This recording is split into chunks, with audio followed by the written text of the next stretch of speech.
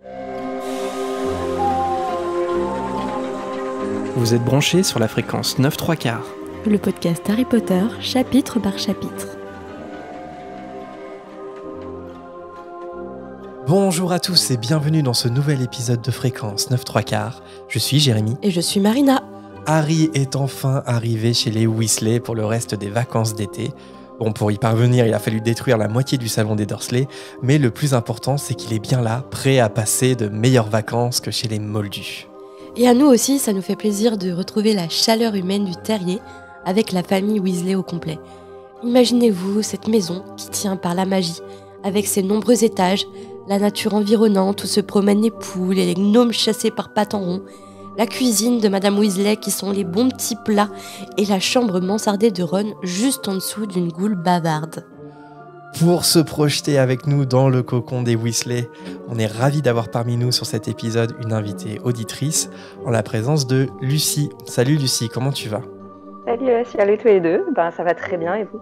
Bah oui, ça va. On est ravis de te recevoir sur cet épisode. Tu as candidaté comme un peu tous les autres auditeurs qu'on a reçus précédemment et on est très content de t'avoir sur ce chapitre.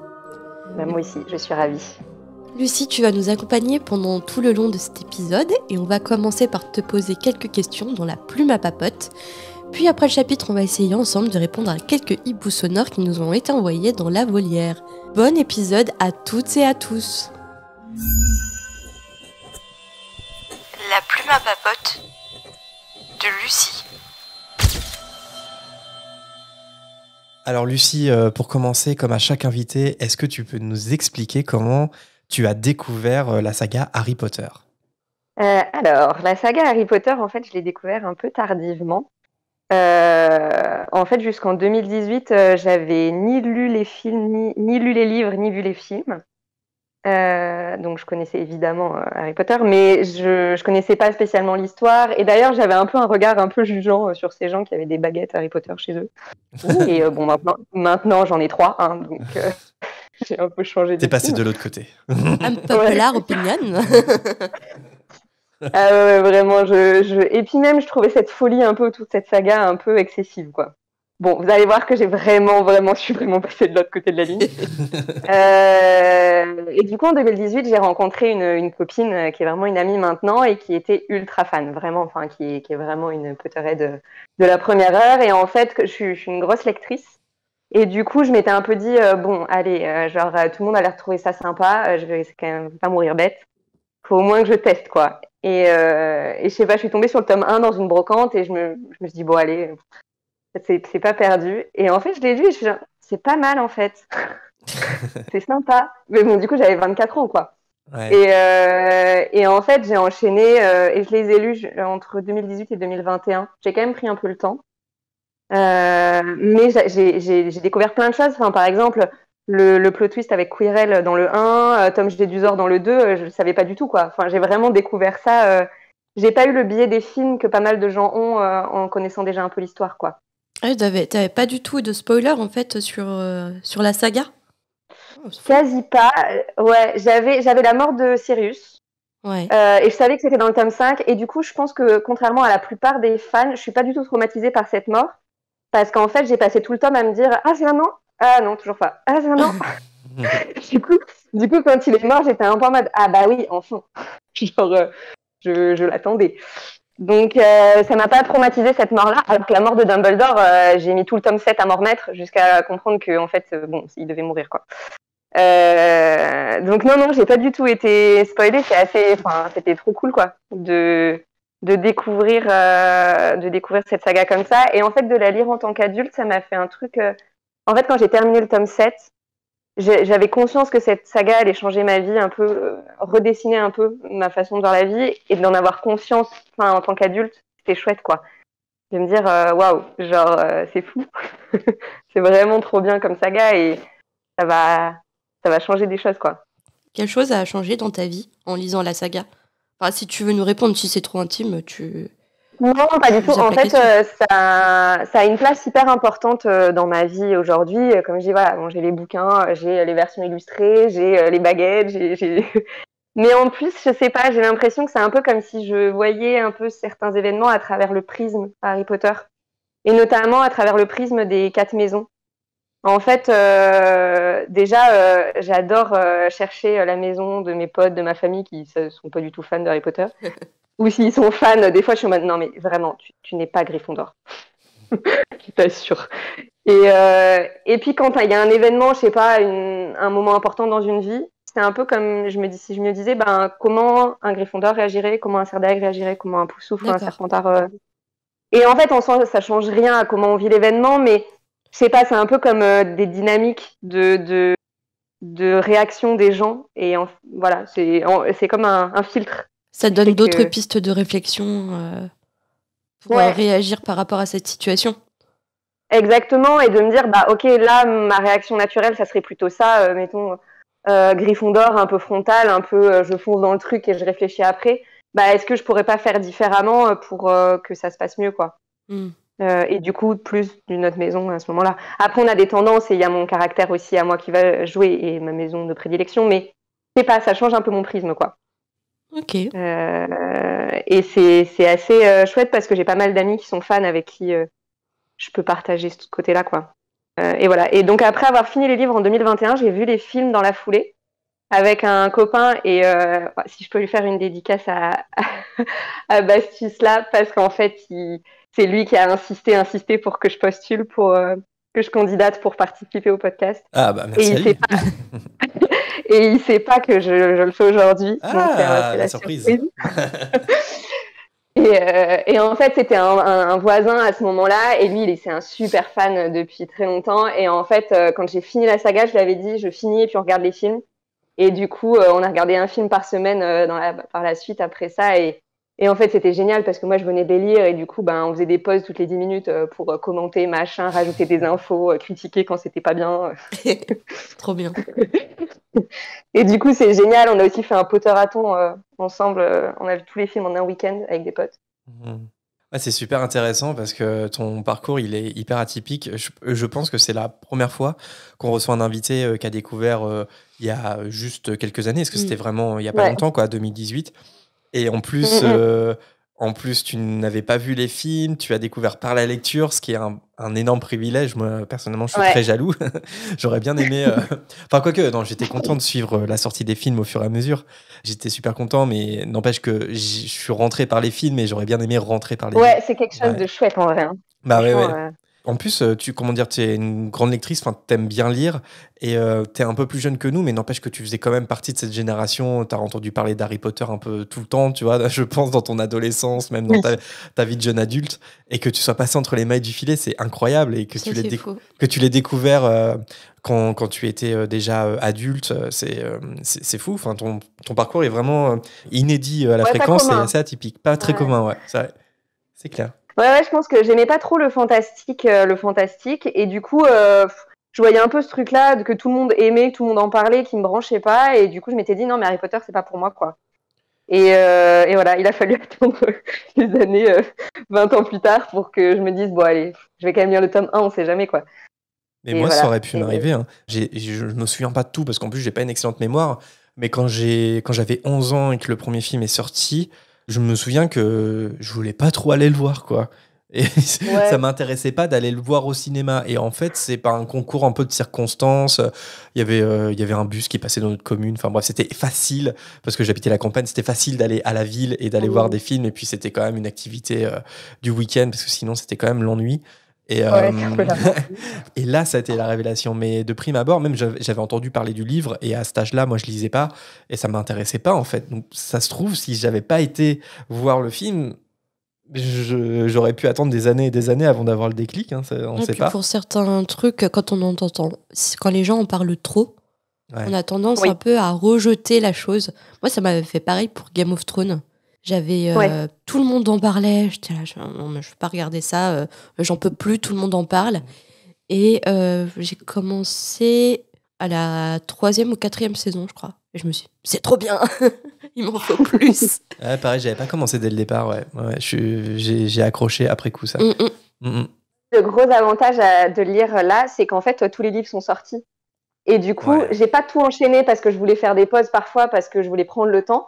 Bon, par contre, entre le 6 et le 7, j'ai pas laissé passer 2 heures. J'ai enchaîné mes directs. Le 6, et je me suis dit, mais les gens, je crois qu'il y a eu plusieurs années en plus entre le 6 et le 7, les dates de sortie, j'avais vérifié à l'époque. Je me suis dit, il faut attendre des années là, avec cette fin. C'était très très dur. Possible, quoi. C'est très long. J'imagine. On faisait des relectures en attendant. Bah ouais, j'imagine. Ouais, puis on théorisait surtout, c'était ça le gros plaisir, c'était d'essayer d'imaginer ce qu'allait être la suite, mais l'attente était interminable, surtout pour le dernier. Pour le dernier, c'était fou parce qu'on savait que ça allait être le dernier et on voulait avoir le fin mot de l'histoire, on voulait savoir à propos de Rogue, on voulait tout savoir en fait. Si Voldemort allait être vaincu, si Harry devait mourir, enfin voilà, on savait rien quoi. Donc effectivement, on a dû attendre. Ah ouais, non, je comprends que ça a dû être super dur. Et ça, moi, je savais quand même que les 3 héros survivaient. Et voilà. Mais bon, il manque 2-3 infos quoi, sur le set si t'as que ça, quoi. Donc, c'est sûr. Mais ouais, et non, sur un autre truc où ça a changé des choses dans ma vie, c'est aussi sur mes lectures. Et ça, je vous le dis avant parce que c'est possible que ça joue sur comment j'analyse les choses parfois. C'est que je suis un peu tombée dans le bain des fanfictions. Je sais que vous, c'est pas trop votre truc. Ouais, non. Mais moi, je suis vraiment, j'en lis pas mal, et notamment celle d'Alix qui est assez connue là, qui s'appelle Harry Potter 7 3/4, et qui est en fait que parfois qui résonne vraiment sur pas tant sur les faits parce qu'après elle a inventé vraiment une suite quoi, mais plus sur l'analyse parce que souvent elle revient sur la saga et sur des événements pendant la saga et elle les analyse. Alors ça reste une fanfiction et ça reste son analyse à elle, mais ça me parle vachement. Et notamment dans les réponses aux auditeurs et tout ça, enfin, il y a des moments où ça faisait sens pour moi et je pense que ça vient un peu de là. Donc voilà. Mais c'est trop chouette. Enfin, je sais que, il me semble dans un épisode précédent, Jérémy, tu disais que le fait que ce soit disponible en papier, ça pouvait te tenter. C'est dans ma pile à lire. En fait, c'est assez chouette et c'est beaucoup moins bien écrit, je trouve, que J.K. Rowling. Par contre, au niveau de la psychologie des personnages, moi, je m'y suis vraiment retrouvée. Enfin, quand je relis la saga, parce que je l'ai déjà relue quand même une fois ou deux, en général, j'enchaîne avec les 4 d'Alix. Un peu comme si c'était une suite, quoi. Ouais. Mais on en reparlera si jamais on découvre ça avec Marina, mais c'est vrai qu'on nous l'a conseillé plusieurs fois. C'est assez chouette, en tout cas, ouais. Et donc, du coup, tu as découvert la saga Harry Potter en 2018. Et quand est-ce que tu as découvert notre podcast? Du coup, ça doit être super récent.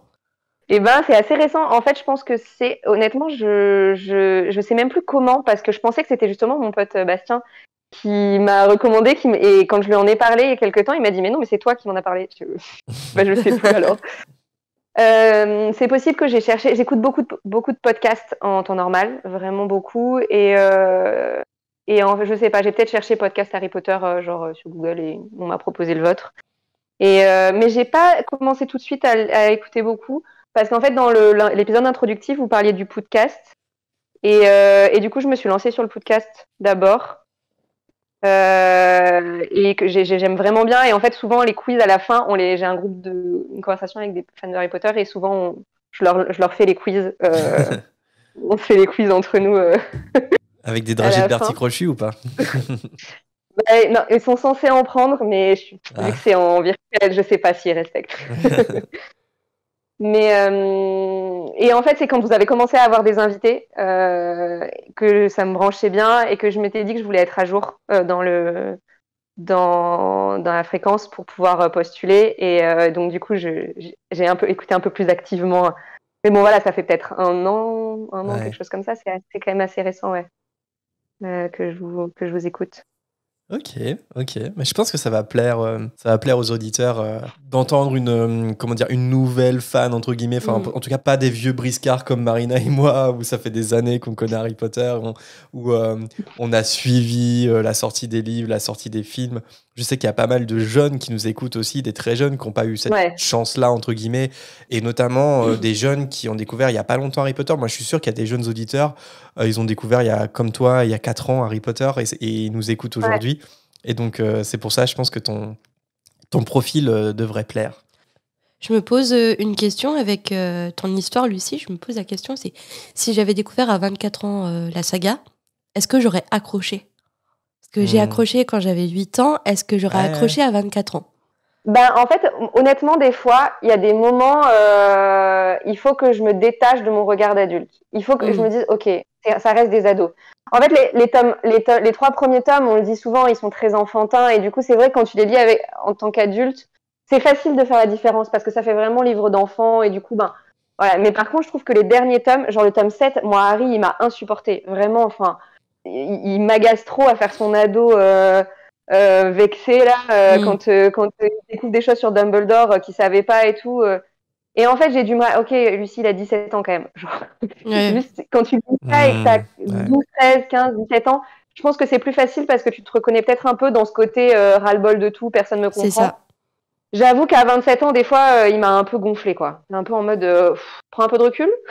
Ouais, c'est ça, on a notre recul d'adulte avec nos expériences. Mais c'est vrai qu'on n'avait pas ce recul en lisant, en étant ado, en fait. On était même dans la même mouvance que lui, on va dire. Ouais, dans le renfermement sur soi, par exemple. C'est-à-dire que... De se questionner sur tout, de ses origines, de son entourage, le sentiment d'être incompris, des choses comme ça. Moi, je pense que j'étais même plus chiant que Harry, alors que j'avais mes parents, que j'avais pas un fou qui voulait me tuer depuis que je suis né, quasiment. Et donc, ouais, c'est vrai qu'il faut... Ça fait du bien, des fois, de remettre les choses en perspective et de se dire, quand la saga commence, c'est des enfants, ils ont 11 ans, et quand elle termine, c'est à peine des adultes. Et que Harry, il a une vie de malade. Ah oui. Ouais. Il a beaucoup à Je l'envie pas. Personnellement, Ouais. je l'adore, mais je l'envie pas. Et Lucie, donc pour finir cette petite plume à papote, on va dresser ton petit portrait de Potterhead avec les questions classiques. Si tu devais choisir ton livre préféré, ça serait lequel ? Alors, mon livre, je n'arrive pas à choisir entre le 5 et le 6. Okay. J'aime beaucoup le 5 parce que l'armée de Dumbledore, parce que aussi le retournement de situation quand Harry est vraiment détesté, puis qu'il y a l'article dans le Chicaneur où en fait il y a la vérité qui éclate sur le retour de Voldemort. Enfin, j'adore toute la dynamique de ce livre-là avec Ombrage et tout. Enfin, vraiment je le trouve trop bien. Et j'adore le 6 où on découvre plein de choses sur Voldemort aussi, sur son enfance. Et je trouve que c'est aussi le seul où Harry, il n'est pas complètement un paria à l'école, détesté par tout le monde. Et je trouve que c'est un peu appréciable aussi. Parce que tous les ans, il y a un truc où, soit on pense qu'il est l'héritier de Serpentard, soit il fait perdre 150 points à sa maison. Enfin, il y a toujours un truc où il est détesté un peu, je trouve, par l'école. Et c'est reposant aussi, je trouve, d'avoir un moment où il y a des choses qui vont bien aussi pour lui. Alors que là, c'est l'inverse, c'est même un beau gosse des potions, quoi. C'est ça. Et non, c'est vraiment ces 2 livres que j'aime beaucoup. Et ah oui, j'ai trouvé ce que je voulais vous dire.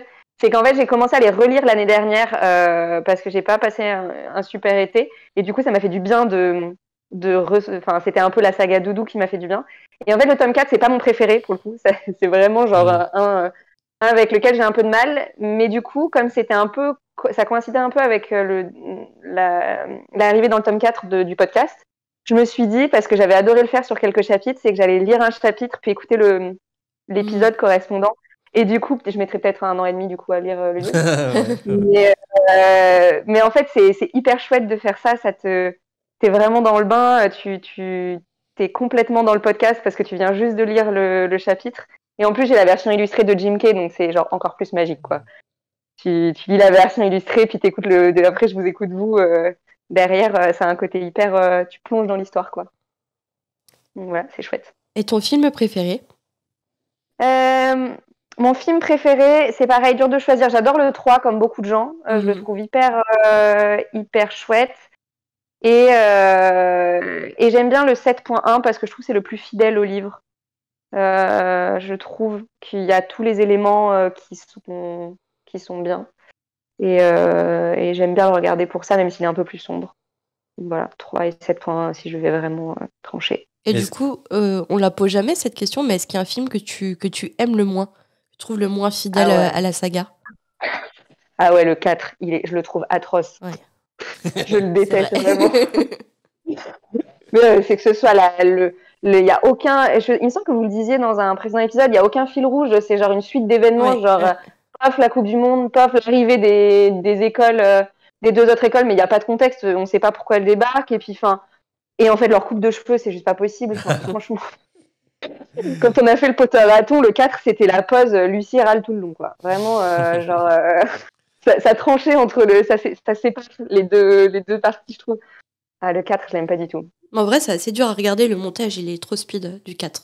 Ouais, puis c'est ça. ouais, c'est comme ce qu'on disait, c'est que quand on est attaché au livre, au 4e livre, c'est vrai que souvent on est assez critique par rapport au 4e film, plus que des gens qui n'ont pas lu les livres ou alors qui les ont pas vraiment en tête. Ça, c'est quelque chose qui revient souvent. Et oui, à titre personnel, je pense que c'est le film qui est le moins bien écrit, peut-être le moins bien réalisé aussi. Je pense que c'est le réalisateur le plus random qu'ils aient choisi.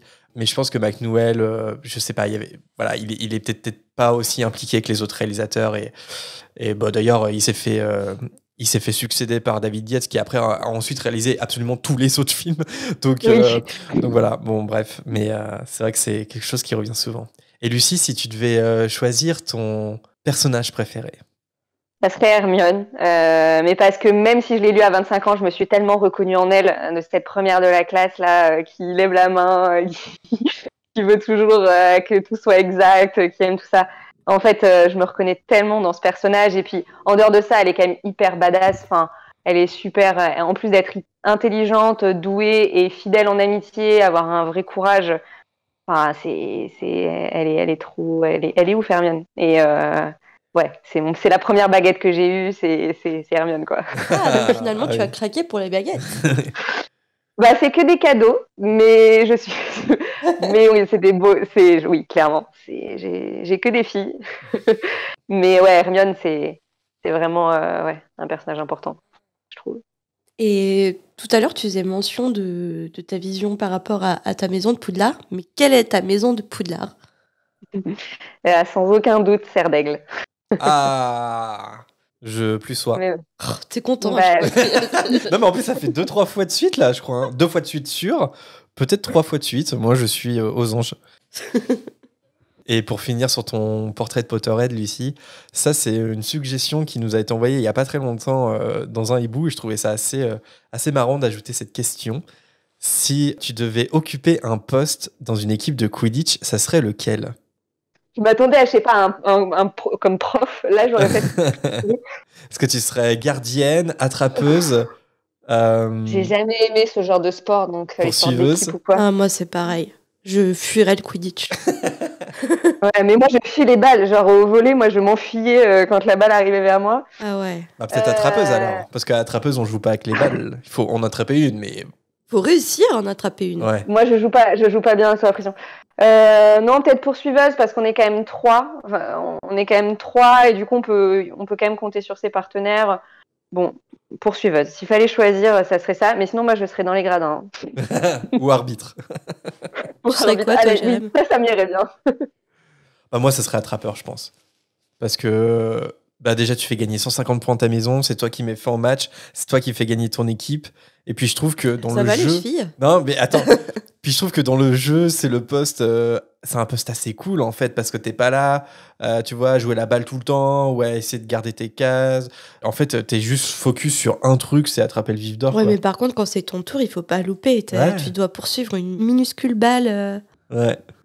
La pression sur les épaules si t'arrives Ah ouais. pas à l'attraper. Ouais, je sais pas, moi, je choisirais attrapeur.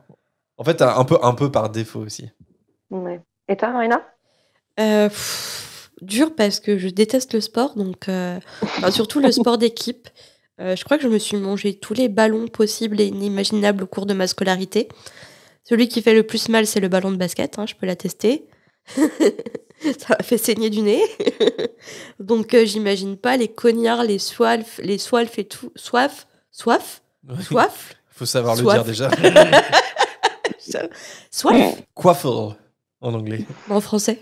Soifle. Soif. Ouais, ok. Ça me paraissait bizarre.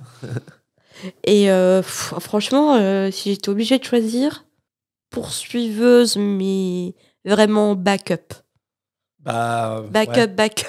Il y en a que 3. Hein.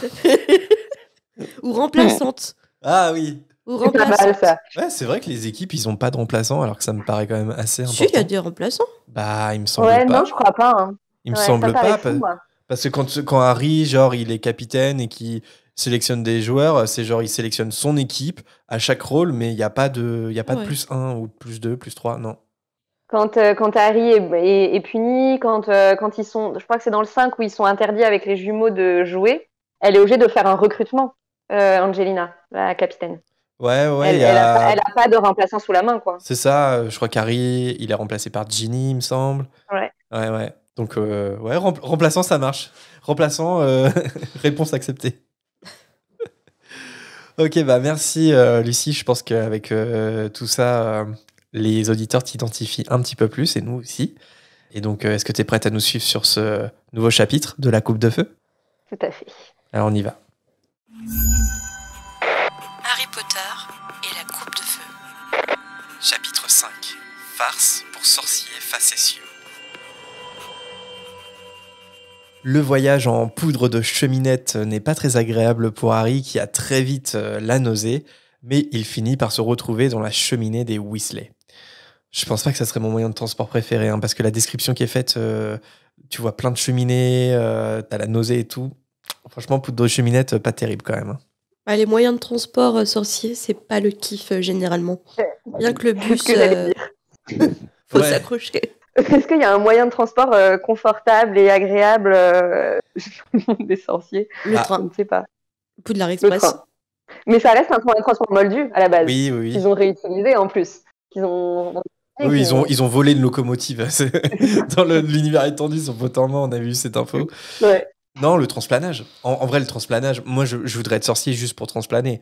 Alors, c'est super cool. Mais il paraît que c'est désagréable, quoi.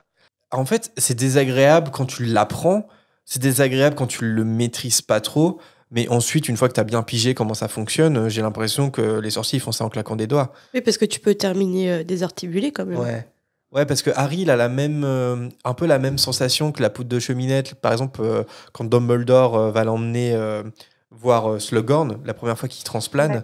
il a vraiment... en fait, ça lui fait un truc trop bizarre, quoi.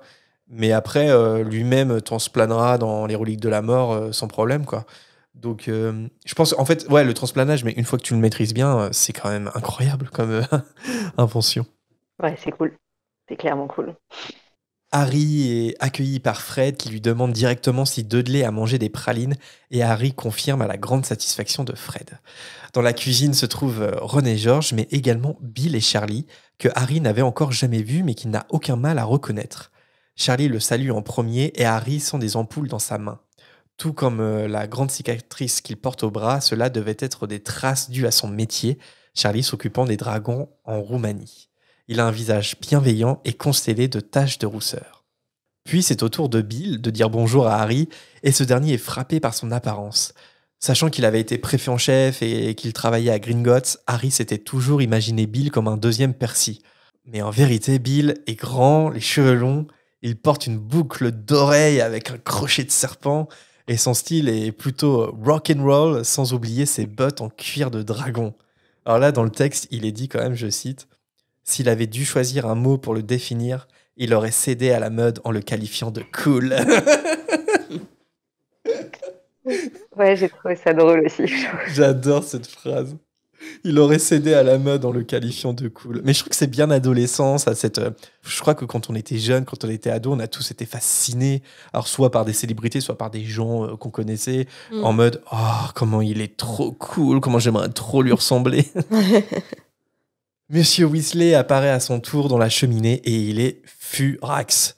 Il demande à Fred ce qu'il a donné à ce pauvre moldu, mais ce dernier répond qu'il a simplement laissé tomber quelque chose. Mais son père ne le croit pas du tout. George demande quelle longueur avait la langue de Dudley et Arthur dit qu'elle faisait plus d'1 mètre quand enfin ses parents l'ont laissé arranger les choses. Tout le monde explose de rire au grand désarroi d'Arthur. Il rétorque à tout le monde que ce genre d'incident nuit aux relations entre sorcier et moldu et à son travail, et ça le rend en colère de voir que ses propres fils prennent ça à la rigolade. Fred et George, ils se défendent en disant qu'ils n'ont pas fait cette blague parce que c'est un moldu, mais parce que Dudley, c'est, je cite, une grosse brute stupide. Et Harry, il confirme au passage cette description. Arthur répond que ce n'est pas une raison et que si leur mère apprenait... Et là, à ce moment-là, il y a une voix qui demande « Me parler de quoi ?» Bernard Giraudot. les problèmes commencent. Alors, comme on le disait au dernier épisode, là, on voit que ça touche particulièrement Arthur, en fait, le fait que Fred et George, ils aient fait une mauvaise blague à un enfant moldu. Enfin, je veux dire, lui n'est pas non plus incorrigible, Arthur, parce qu'il a quand même fait exploser le salon. Je sais pas ce que vous en pensez, quoi. Est-ce qu'il est vraiment dans une bonne position pour, je sais Oui, pas. mais il n'avait pas l'intention de nuire, alors que les jumeaux Weasley, ils avaient vraiment l'intention de nuire. Ouais, après, je pense que c'était aussi pour venger un peu Harry, entre guillemets, qui subit quand même... Enfin, j'ai écouté l'épisode et effectivement, c'est vrai que c'est un peu malveillant. En même temps, moi, il faut leur reconnaître un peu du génie. Le côté, je laisse tomber un truc comme ça en espérant qu'ils le mangent, je trouve ça quand même particulièrement génial de leur part. Mais bon, c'est pas n'importe qui non plus. Je trouve que ils sont quand même rudes, les Dursley. Hein. Je suis d'accord, mais c'est vrai, et je comprends quand même la colère d'Arthur. Parce que même s'il a fait exploser le salon, comme tu dis, Marina, effectivement, il n'avait pas l'intention de le faire. Après, moi, je dis qu'il n'est pas tout blond non plus, parce que connecter la cheminée au réseau de poudre de cheminette sans demander le consentement des Dursley, je trouve ça incroyable quand même de la part des sorciers de faire ça. Mais bon, passons, c'est pas aussi grave que Enfin, aussi grave. Oui, on peut dire ça, c'est pas aussi grave que ce que font Fred et George. Oui, parce quand que même. là, c'est physique. Ils sont venus dans l'intention, de toute façon, en gros, d'ensorceler Dudley, quoi. Après, oui, il y a ce facteur-là de Dudley. Est-ce qu'il le mérite pas quelque part ? Oui. Mais en même temps... C'est toute la question de est-ce que la violence, c'est toujours la bonne solution, ouais, quoi. voilà. Même face à un bully. Ouais. C'est pas facile. Mais ça reste un peu drôle. Bah oui, ça reste drôle. Évidemment, la petite voix qui se fait entendre est celle de Madame Weasley qui s'approche en fronçant les sourcils. Mais elle n'oublie pas de saluer chaleureusement Harry sur son chemin. Arthur est un peu embarrassé parce qu'en vérité, c'était une menace en l'air de tout raconter à leur mère. Mais eh bien maintenant, c'est trop tard. À ce moment-là, Hermione et Ginny font leur apparition. Harry leur sourit à toutes les deux et Ginny rougit instantanément. C'est mignon. L'amour. Vivement qu'elle devienne un peu plus badass, Ginny, quand même. Ouais, Parce que c'est un peu agaçant. Mais là, on le voit, en fait, dans la Coupe de Feu, je trouve que c'est le moment où elle commence à évoluer. Parce que là, par exemple, dans la suite du chapitre, en fait, elle va le suivre, Harry, Ron, Hermione, elle va participer à la discussion, alors qu'avant, par exemple, dans la Chambre des Secrets, elle pouvait pas du tout le faire, elle était muette, quoi, devant Harry. Donc je trouve qu'elle évolue, elle commence un peu, entre guillemets, à tourner la page, ouais, elle commence. Et même, elle répond un peu à sa mère, là, plus loin dans le chapitre, c'est bien, genre, on voit une Ginny qui a un peu de répondant. Ouais, tout à fait. Mais il faudra attendre un petit peu pour que ça devienne la Ginny badass qu'on connaît. Hein. C'est ça. Et dans les films, même si on attend, elle viendra jamais. Elle passe son temps à faire des lacets. À la fin du générique de la partie 2 des Reliques de la Mort, on attend toujours. Désolé pour ceux qui aiment Bonnie Wright et Ginny dans les films, mais c'est vrai que c'est pas... Mais c'est pas la faute de Bonnie Wright. Non, c'est pas la faute de Bonnie Wright. Non. C'est la faute du scénario, de la réalisation, etc. Tout à fait. Après, il faut faire des choix, mais c'est vrai que c'est un peu dommage. Ils en ont fait un peu une groupie, un peu... Enfin bref. Dommage parce que le personnage est intéressant comme personnage secondaire de Ginny. Par exemple, là, dans le film, j'arrive même pas à me souvenir si Ginny va à la Coupe du Monde du Quidditch. Je pense que si. Oui. Mais elle est tellement absente. Je crois que oui. En fait, elle est tellement transparente dans l'histoire que... Je m'en souviens parce que dans le film, à un moment, Arthur Weasley demande à un de ses fils va chercher ta sœur ou ok. occupe-toi de ta sœur ou quelque chose comme ça. Ah, puis il n'y a pas Hermione et Ginny qui se lancent un petit sourire quand elle voit Cédric Diggory sauter de l'arbre ou un truc comme ça. Ouais. Twilight. Donc tu vois, c'est pas des moments marquants pour Ginny, quoi. Ouais, ok. Alors que Madame Weasley demande à son mari si le problème concerne les farces pour sorciers facétieux, Hermione suggère à Ron qu'ils partent tous ensemble avec Harry. Après un moment d'hésitation, Ron finit par comprendre la stratégie et il accepte. George tente de les suivre, mais sa mère lui ordonne de rester là où il est. C'est donc en toute discrétion que Harry, Ron, Hermione et Ginny rejoignent l'escalier. En montant les marches, Harry demande c'est quoi les farces pour sorciers facétieux, ce qui fait rire Ron et Ginny, mais pas Hermione. Ron explique que leur mère a trouvé dans leur chambre un bon de commande à ce nom, avec toute une liste d'objets de farces et attrapes qu'ils ont créés. Ginny ajoute que ça fait longtemps qu'ils entendent des bruits suspects dans leur chambre, mais ils s'imaginaient pas qu'ils créaient tout ça. Ron précise que le problème, c'est que ces objets, ils sont tous dangereux, et malgré ça, ils comptaient les vendre à Poudlard.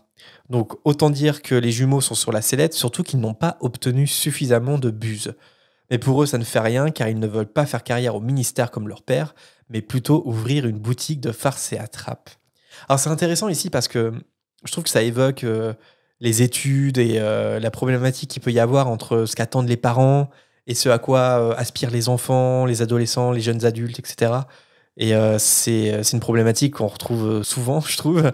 Et la question que je me pose, c'est est-ce que monsieur et madame Weasley, ils sont pas un peu trop durs avec les jumeaux sur ce point? Vraiment de les orienter vers aie le plus de bus possible, fais des grandes études, fais une carrière au ministère, alors que clairement, c'est pas ce qui leur correspond. Mais carrément, parce qu'en fait, dans la bêtise des jumeaux, entre guillemets, de créer des farces et attrapes au quotidien, c'est chiant, clairement. Parce que plus tard, on va voir dans le chapitre qu'elle va tomber sur une fausse baguette. Voilà, là, il lance des bonbons, ça transforme la langue d'un moldu en une langue d'1 mètre de long. Donc, clairement, oui, c'est pas fou. Mais en même temps, c'est dommage parce qu'il voit pas le génie qu'il faut avoir derrière pour créer tout ça à partir de rien. D'avoir l'imagination et la technique pour créer tout ça. Mais carrément, enfin, moi je trouve qu'ils sont super durs. Et Molly, un peu plus loin dans le chapitre, elle a des mots hyper durs envers ses fils, je trouve. Enfin, j'ai trouvé ça vraiment déchirant, enfin, d'avoir cette image-là, genre qu'est-ce qu'on a fait comme erreur avec eux. Ouais. Alors que, enfin, moi je les trouve particulièrement géniaux. Ils réussissent à créer des choses qui sont techniquement pas si simples, à faire tout un business plan pour vendre ça à Poudlard et tout. Enfin, avec un vrai projet derrière, et en fait, bosser au ministère, c'est pas une fin en soi. Avoir un tel nombre d'aspics ou de buses non plus. Enfin, je trouve ça hyper dur qu'ils soient aussi exigeants et aussi dévalorisants. Je me souviens d'une fois où, en gros, Molly, je sais plus dans quel livre c'est, en disant tous nos enfants ont été préfets. Et genre, t'as Fred et George qui sont en mode bah quoi, genre on n'existe pas. Enfin, Ouais, ça fait mal au cœur un peu ce passage, ouais.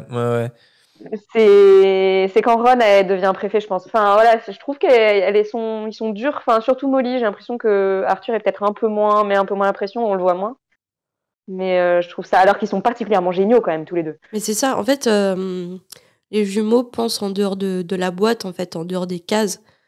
Et ça, Molly, je pense qu'elle est particulièrement traditionnelle sur le plan professionnel et l'avenir professionnel pour ses enfants. Et donc, du coup, elle ne conçoit pas que les jumeaux aient un avenir alternatif au travail de bureau, bien payé, bien cadré, qu'elle peut avoir en tête. Ouais, en plus, alors ça c'est vrai. Et en plus, je me dis, quand on regarde Bill et Charlie, alors Bill peut-être un peu plus parce qu'il a fait carrière à Gringotts. Il va dire plus tard dans le chapitre qu'il ramène de l'argent à Gringotts, donc tant qu'il fait ça, tout va bien, il peut s'habiller comme il veut. Pardon, je grappille sur ta partie. Donc bon, a priori, Bill aurait une bonne position. Charlie s'occupe des dragons en Roumanie. J'ai l'impression qu'il a poursuivi un de ses rêves aussi, Charlie. Donc, et le fils qui vient après, c'est Percy, qui est justement l'archétype de l'élève studieux et en même bourreau de travail, en fait, qui n'arrive pas à déconnecter du travail. Et Percy, c'est pas quelqu'un d'agréable, en fait. Bah, finalement, elle va bien le voir plus tard dans la saga, que Percy, il coche toutes les cases de Madame Weasley, et pourtant, il va couper les liens avec sa famille. Ouais, c'est clair. C'est vrai que Molly a des mots durs, particulièrement, mais je sais pas, on ne sait pas trop quel est le point de vue d'Arthur parce que c'est souvent Molly qui crie et Arthur qui suit. Voilà, c'est un peu leur dynamique de parents. Mais en vrai, c'est vrai que je trouve que c'est un sujet important parce que je pense qu'il y a beaucoup d'adolescents, par exemple, qui peut-être en souffrent de ça, qui continuent d'en souffrir voilà, ils ont des aspirations, ils ont des rêves, et puis en fait, les attentes de leurs parents, c'est pas ça, quoi. On retrouve ça, je sais pas, alors maintenant le bac a changé, mais souvent, même au niveau du bac, c'est-à-dire que t'étais au lycée, tu faisais un bac, déjà ce qui n'est pas le cas de tout le monde, et il y a des parents qui sont en mode non, tu feras un bac scientifique, parce que c'est avec un bac scientifique qu'on gagne de l'argent après. Et les autres bacs, ça sert à rien. Et en fait, j'ai toujours trouvé ça hyper violent, tu vois, de penser dans ces cases-là. Et pour la fac, c'est soit médecine, soit droit. Ouais. J'ai fait fac de droit et il y avait plein de d'étudiants et tout qui étaient là parce que papa, maman voulaient qu'ils deviennent avocats ou autre. Et ils détestaient le droit. Ils ont fait ça parce que les parents pensaient que c'était plus prestigieux qu'autre chose. En fait, c'est ça. C'est pas facile de trouver ce qui nous plaît. C'est pas facile de trouver sa vocation. D'autant plus si tu as des parents, une figure parentale qui va t'imposer, en fait, va encore restreindre les choix qui s'offrent à toi. Enfin, moi, j'ai pas connu ça, mais je sais qu'on a tous, on a tous connu ça, soit nous-mêmes ou soit dans notre entourage. Et c'est vrai que ça peut être très violent. Et voilà, Mais ça m'a évoqué ça, ce passage. toi, t'aurais pu vivre ça, mais t'as eu de la chance d'avoir des parents qui t'ont soutenu dans ton choix d'études. Ouais, Parce ouais. que pour le coup, ton choix d'études, à la base, ça peut faire peur à certains parents, tu vois. Ouais. Je suis pas Fred et Georges, mais bon. Après, j'ai fait un bac et tout, mais c'est vrai que je fais littéraire. Après, je suis parti en cinéma, audiovisuel, art du spectacle, des trucs qui font, Ah ouais, j'avoue. qui font très très peur aux parents. Et pourtant, aujourd'hui, j'ai une situation professionnelle très stable et voilà, il y a aucun problème. Ça a peut-être pris un peu plus de temps que d'autres, mais voilà. En même temps, Molly, particulièrement, elle évoluera. On peut la juger, la trouver dure, là, dans ce chapitre-là, mais elle aura aussi une évolution jusqu'à la fin, en fait. Là, j'ai noté un petit truc, parce que vous savez à quel point j'aime les petites anecdotes de traduction entre la version originale en anglais Je comprends tellement. et la version française. Parce que quand même, c'est le titre du chapitre, Farce pour sorciers facétieux. Je trouve que c'est une brillante traduction encore de Jean-François Ménard. Mais est-ce que vous savez de tête, c'est quoi la version originale en anglais? Pas du tout. Je sais que c'est un W. Enfin, Ouais. je pense c'est Weasley quelque chose. Mais je l'ai vu tout à l'heure, mais C'est ça. me Alors, souviens c'est pas pas facile à prononcer, c'est Weasley's Wizard Wheezes. Donc, avec les 3 Ouais. W. Et c'est un peu leur marque de fabrique. Niveau étymologie, alors Weasley, ça va. Wizard, ça va aussi, ça veut dire sorcier. Et Wheeze, pour Wheezes, au pluriel. Wheeze, c'est un vieux mot anglais qui signifie blague, combine, mais c'est vraiment pas utilisé dans le langage courant. C'est vraiment un vieux mot. D'ailleurs, dans le langage courant, Wheeze, ça veut plus dire... ça signifie quand quelqu'un respire fort. Là, toi, comme tout à l'heure. D'ailleurs, dans le passage qui a peut-être été coupé. Marina fait un wheeze. Oui, désolé, monsieur, j'ai encore les séquelles du Covid. Je trouve ça intéressant parce que le traducteur français francophone, Jean-François Ménard, il a gardé l'idée de l'allitération en passant du Ouais, W, ce que j'allais dire, ouais. en passant du W, Weasley's Wizard Wheezes, avec une allitération en F, farce pour sorcier facétieux. Voilà, donc je trouve ça. Et même le S, en F et en S. Ouais, en F et en S. Enfin, y a, au niveau des sonorités, c'est hyper bien trouvé. Sorcier facétieux, ouais. Alors après, le seul petit défaut, mais il n'a pas eu le choix, c'est que du coup, il a enlevé Weasley, alors que, voilà, à la base, dans le nom de l'entreprise de Fred et George, il y a leur nom, ils portent leur nom, et bon, ça, il a dû l'évacuer, mais voilà, c'est à noter. Arrivé au 2e étage, soudain, la porte de Percy, tiens, on parlait de lui, il arrive, la porte de Percy s'ouvre, et sa tête apparaît dans l'entrebâillement. Il dit bonjour à Harry avant de leur reprocher de faire trop de bruit parce que lui travaille, et il a besoin de calme. Harry lui demande poliment sur quoi il travaille, et Percy lui répond avec importance qu'il rédige un rapport sur l'épaisseur des fonds de chaudron. Ron ironise et dit que c'est un sujet qui devrait faire au moins la une de la Gazette du Sorcier. Puis il s'éloigne en emmenant les autres lorsque Percy commence à argumenter sur pourquoi c'est un sujet primordial. Alors l'épaisseur de fond de chaudron, c'est un vrai sujet au final ou pas? Qu'est-ce que vous en pensez? Mais Percy, c'est l'assistant de Barty Crompton. Oui. Ouais, donc en gros, il fait les rapports les plus chronophages. Ouais, je pense. Il est quand même un peu bisu là dans la ferme. Ouais. Parce que je suis d'accord qu'un chaudron qui est pas assez épais, d'accord, ça peut être chiant. Mais en vrai, est-ce que c'est un gros problème dans la société des sorciers? Je pense pas. Je pense que Barty Crompton lui refile tous les dossiers les plus barbants, en fait. Après, ça peut être un souci dans la profession de fabrication, de potions, de choses comme ça. Si le fond est pas assez épais, ça brûle. La potion brûle le fond de chaudron et c'est la catastrophe. Sans doute que ça a une importance, mais En fait, ça se trouve, il doit écrire une directive, comme il y en a plein dans notre monde, pour réglementer l'épaisseur des fonds de chaudron. De toute façon, tout ce qu'on consomme est réglementé par des règlements européens, je pense. Enfin bref, des règles européennes. Et je pense que ce sont les bisous qui rédigent, qui font des recherches pour passer ces règles. Et là, en l'occurrence, le bisu, c'est Percy qui s'y colle. Percy, il est tellement ambitieux qu'effectivement, c'est lui qui Il est s'accole prêt à à cette tout, hein. tâche. Ouais, il est prêt à tout. Mais après, j'ai l'impression que J.K. Rowling, c'est de peut-être demander ça serait quoi un sujet vraiment qui paraît ultra ennuyeux, et je pense qu'elle est venue avec cette idée de l'épaisseur des fonds de chaudron. Tu vois, ça me fait penser avec Marina, on est très fan de The Office, un peu comme la série britannique, c'est demander quel type d'entreprise pourrait évoquer l'ennui total. Bah tiens, une entreprise qui vend du papier, tu vois. Et donc je pense qu'il y a il y a peut-être un peu cette idée. Elle fabrique même pas le papier, elle le vend. Elle le vend, ouais. Elle le fabrique pas. Enfin, Dwight, par Ouais, contre, c'est par cœur comment on fabrique du papier. Don't dormir, Flynn. Lorsque tous les quatre parviennent à la chambre de Ron au dernier étage, des cris retentissent en dessous. Visiblement, Molly vient d'apprendre pour les pralines longue langue. La chambre mansardée de Ron n'a pas changé depuis la dernière visite de Harry 2 ans plus tôt. Les joueurs de l'équipe de Quidditch des Canons de Chudley font des grands signes sur leurs posters, et Croutard est maintenant remplacé par le petit hibou offert par Sirius, qui sautille dans sa cage avec excitation. 4 lits sont disposés dans la pièce, Ron expliquant que Fred et George dormiront là aussi, car leur chambre est occupée par Bill et Charlie. Harry lui demande pourquoi il appelle son hibou Coq. Et bah oui, ça, pourquoi? Bon, on a déjà répondu à la fréquence, mais quand on lit, on sait pas.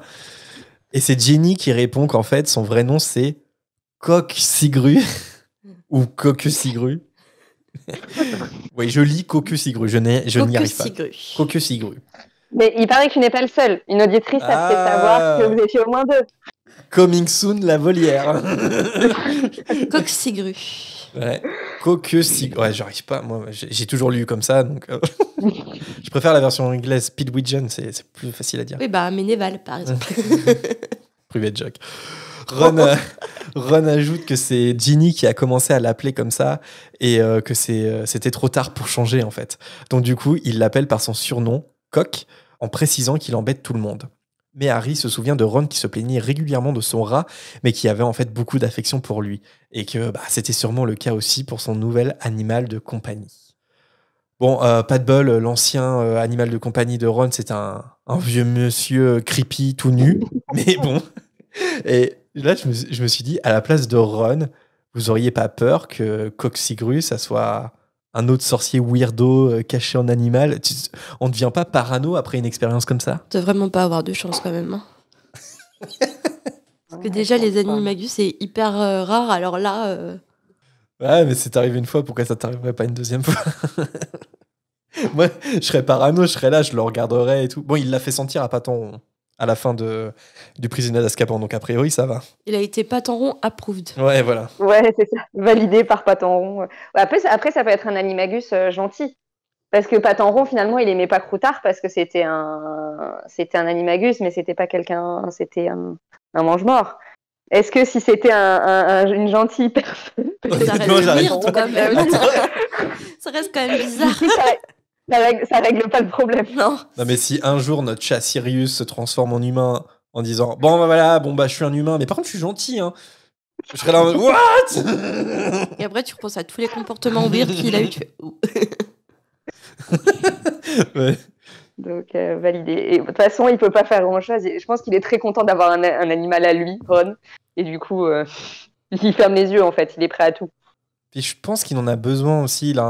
Peut-être qu'il a un vrai besoin d'avoir un animal de compagnie. Parce que Croutard, ça fait 13 ans qu'il est dans la famille. Je pense qu'il l'a eu pendant une grande partie de sa vie.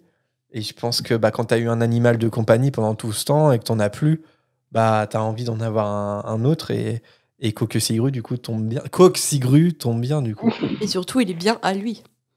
Il est à lui. Ouais, c'est son animal. Ouais. Ouais. Et puis, c'est un hibou. C'est quand même trop pratique, un hibou. C'est pas qu'un animal de compagnie. Ouais.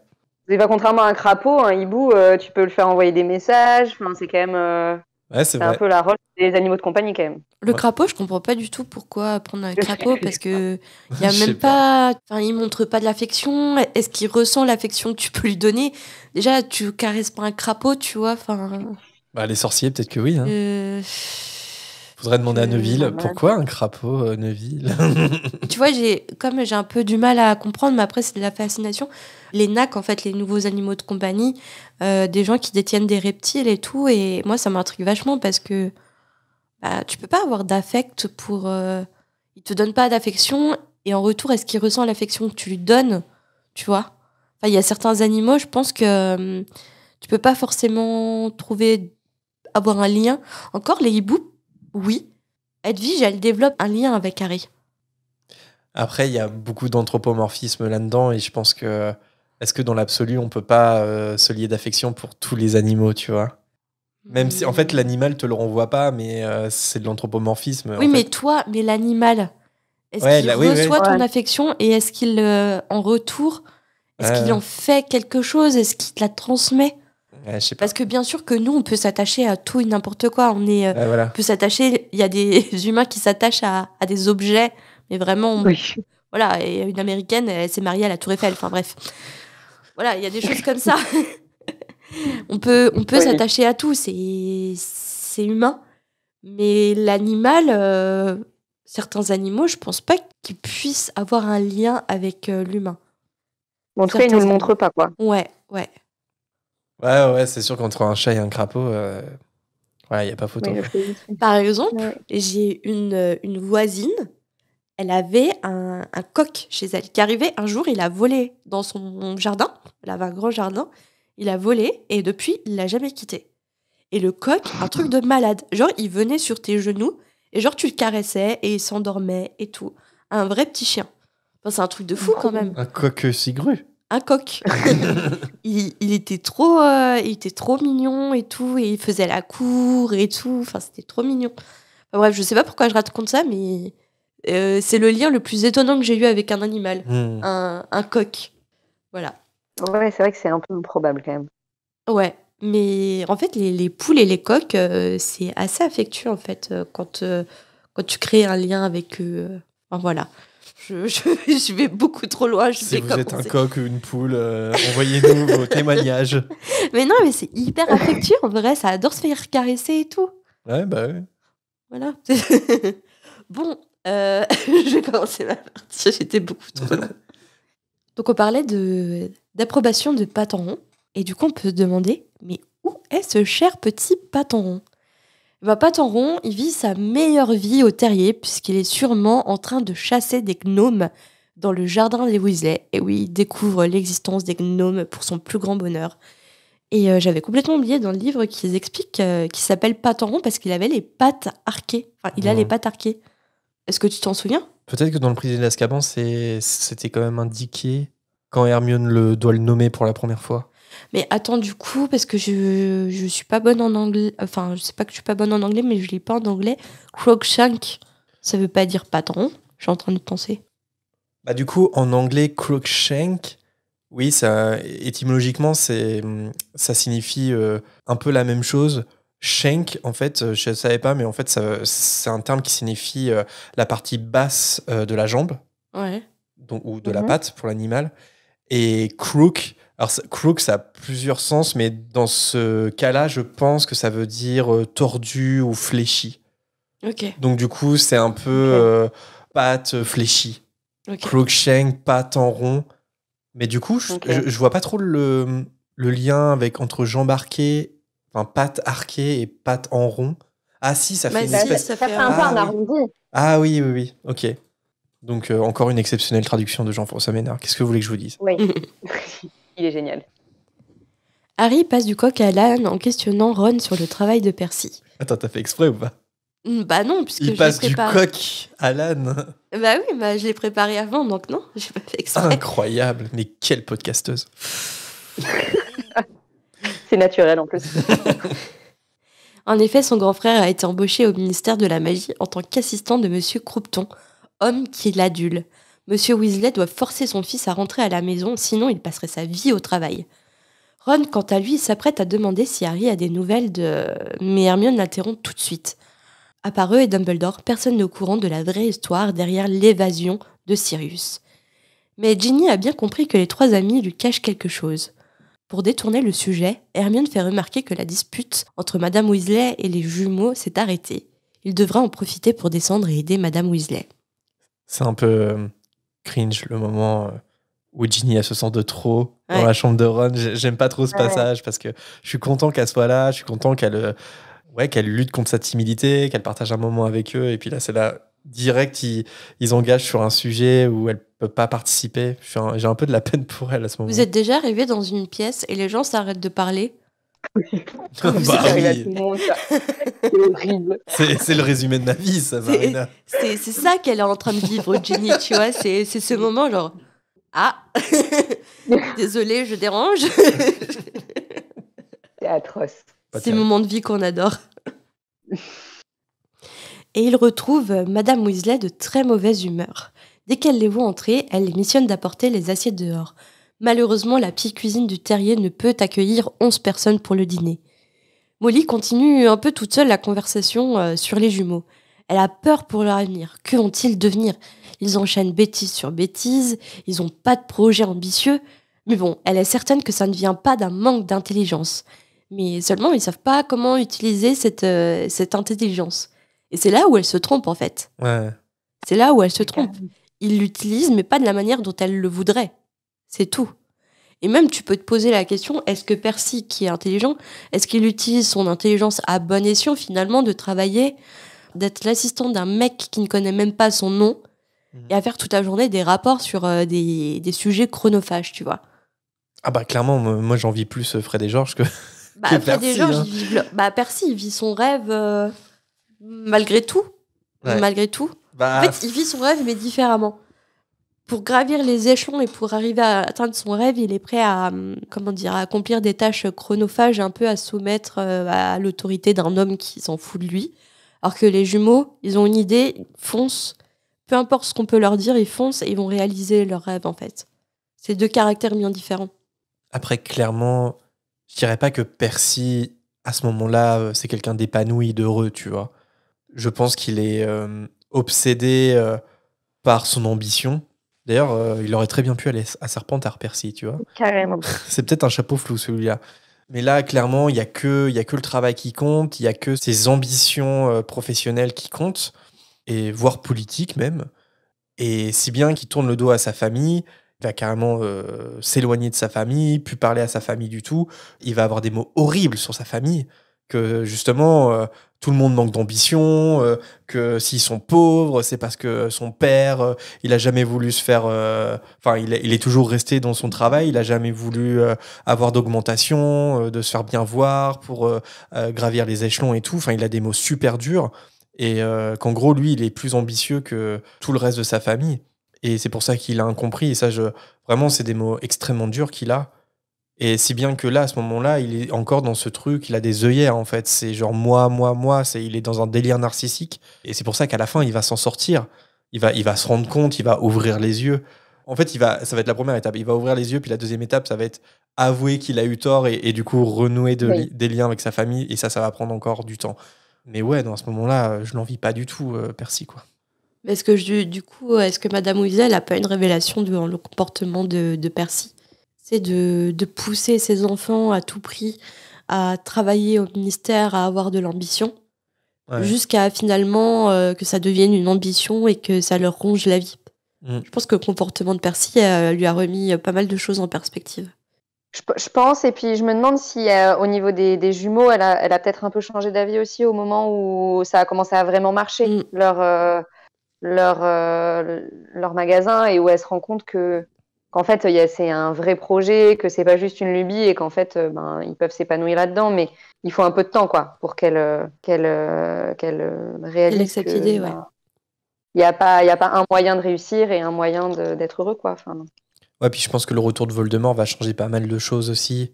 C'est que Oui. à la fin de cette année scolaire-là, à la fin de ce roman, ça va être le retour de Voldemort, ça va être le retour, du danger mortel, en fait, pour tous les opposants de Voldemort. Et à côté de ça, c'est vrai, comme tu le dis, Lucie, l'affaire des Weasley va marcher un peu grâce à Harry, qui va accélérer un peu les choses. Complètement. Mais et c'est peut-être là où elle va voir tout le potentiel et la singularité de ses fils, en fait. Parce que c'est le seul, ça va être la seule boutique bientôt qui marchera sur le chemin de traverse, quoi. Donc oui, ça va prendre du temps, mais oui. Non, mais c'est vrai que vous avez raison. Et puis le retour de Voldemort, ça redéfinit tes priorités quand même. Hein. Quand tu sais pas, quand tu as son horloge là qui indique où est chaque membre de sa famille et qu'ils sont tous sur danger de mort tout le temps. Bon, ça change un peu tes perspectives de combien de bus tu obtiens, je trouve. Ouais, c'est clair. C'est sûr. Donc, Madame Weasley, elle marmonne qu'elle a reçu plus de hiboux de Poudlard pour Frère des Georges que tous les autres réunis. Et elle a trop peur qu'ils finissent devant le service des usages abusifs de la magie. Et évidemment, pendant sa tirade, pour couronner le tout, elle tombe sur une des fausses baguettes des jumeaux. Alors Ron, il sent que la situation, elle semble pas bon, donc il préfère entraîner son pote Harry dans le jardin. Et seulement après quelques pas, Patenron fait son apparition en pourchassant un gnome. Moi, j'imagine bien Sirius qui fonce dans les jambes. J'imagine cette même scène là où il fonce, peu importe s'il y a quelqu'un sur son passage. Notre chat Sirius, hein, s'il y a des gens qui nous écoutent pour la première fois, sachez que Sirius, on parle pas du personnage, mais des fois on parle de notre chat. Sinon, ça n'a aucun sens. Juste sur les gnomes, ça te fait rien qu'ils bouffent les gnomes? Il les bouffe pas, il les pourchasse. J'étais sûr que t'allais dire ça. J'étais sûr et certain. C'est-à-dire, mais non, il veut pas les tuer, il veut pas les manger. Il s'amuse. Ouais, il s'amuse. Tu sais comment les chats ils s'amusent, Marina? Non mais t'as vu un gnome à quoi ça ressemble et comment ça se comporte? Un gnome, ça bouffe un chat, c'est pas l'inverse. Ah non, c'est tout petit et tout, non? Ouais, mais ça a des dents pointues, c'est hyper vilain, c'est méchant et tout. Ah, moi, je pense que Patenron, il kifferait bien s'en croquer un ou deux, quand même, non? Franchement, je pense pas. Marina, clash. servante défentrice des gnomes de jardin. Ouais. Oh non, je veux pas penser. C'est amusant, tu sais, le chat, il s'amuse avec tout. Ouais, c'est amusant. Ouais. Les chats, ils s'amusent souvent avec leur proie en mode... à la fin, quand la proie, elle est morte, c'est plus drôle, tu vois. Ouais, C'est un peu... ils aiment torturer, quoi. Bon, bref. Est-ce que les chats peuvent tuer et torturer un gnome pour s'amuser? Même si pourchasse pour le manger, il n'y arrivera pas. Non, parce que c'est dit quand même Pas que un le gnome, il est un peu genre gna gna gna gna gna, Mais oui, c'est ça, avec c'est- Patenron. Ouais. Je me rappelle, au tout début du podcast, on avait parlé du gnomage Oui. de jardin et ça avait fait Dans la tout chambre- un débat. Et Dans la chambre des secrets. Oh, c'est horrible Bah, comme technique. À deux doigts de créer la salle pour les gnomes de jardin, quoi. Parce on avait choqué les gens parce qu'on disait que c'était horrible et tout. Non, mais surtout que maintenant qu'on a vu les animaux fantastiques, on connaît Newt Scamander, Norbert Dragono. Dans son livre, Norbert Dragono, dans les animaux fantastiques, il préconise cette technique. Il dit que c'est la plus efficace et qu'il n'y a aucun problème. Je vois pas le personnage de Norbert Dragono dire bah voilà, cette créature, tu l'as fait comme ça, là, tu l'as fait tourner bien et tu l'envoies la plus loin possible pour qu'il ait bien mal. C'est un peu bizarre. Mais bon, c'est comme ça. Le monde des sorciers est un peu cruel des fois. Un peu comme le monde des moldus. Ouh, ça dénonce. Un énorme fracas se fait entendre, et la source de ce fracas, c'est Bill et Charlie, qui, grâce à leurs baguettes, font voler des vieilles tables. Donc, normalement, ils sont censés ranger les tables pour préparer le dîner. Mais sauf que ils ont inventé un petit jeu, et le principe, c'est envoyer à terre la table de l'adversaire. Donc, évidemment, c'est un peu bruyant et un peu violent. Et comme par hasard, le jeu n'est pas du goût de Percy qui leur demande de se calmer par la fenêtre du 2e étage. En fait, Percy, dans le chapitre, il est soit la tête par la porte ou la tête par la fenêtre. C'est marrant, ça. C'est très cartoon. À 7 heures, les tables ont retrouvé leur place d'origine. Et ces tables, elles croulent sous les repas préparés par Madame Weasley. Alors Carrie est bien trop occupée à se faire remplir l'estomac, et je pense que ça se dit pas se faire remplir l'estomac, à se remplir l'estomac pour rattraper le temps perdu chez les Dursley. Percy discute avec son père de son travail au ministère. Percy parle de manière dédaigneuse d'un certain Ludo Verpet qui, selon lui, ne mérite pas d'être à la tête du département des jeux et sports magiques. Par exemple, M. Croupton cherchera à résoudre la disparition de ses employés. bien que Bertha Jorkins soit connue pour apporter plus d'ennuis qu'autre chose, si bien qu'elle a été mutée de service en service, il est quand même étrange qu'elle ne soit jamais revenue de ses vacances d'Albanie. Même Crouton s'est intéressé à sa disparition, même si elle avait fait un passage éclair dans son service, alors que Ludo Verpet se contente d'en blaguer.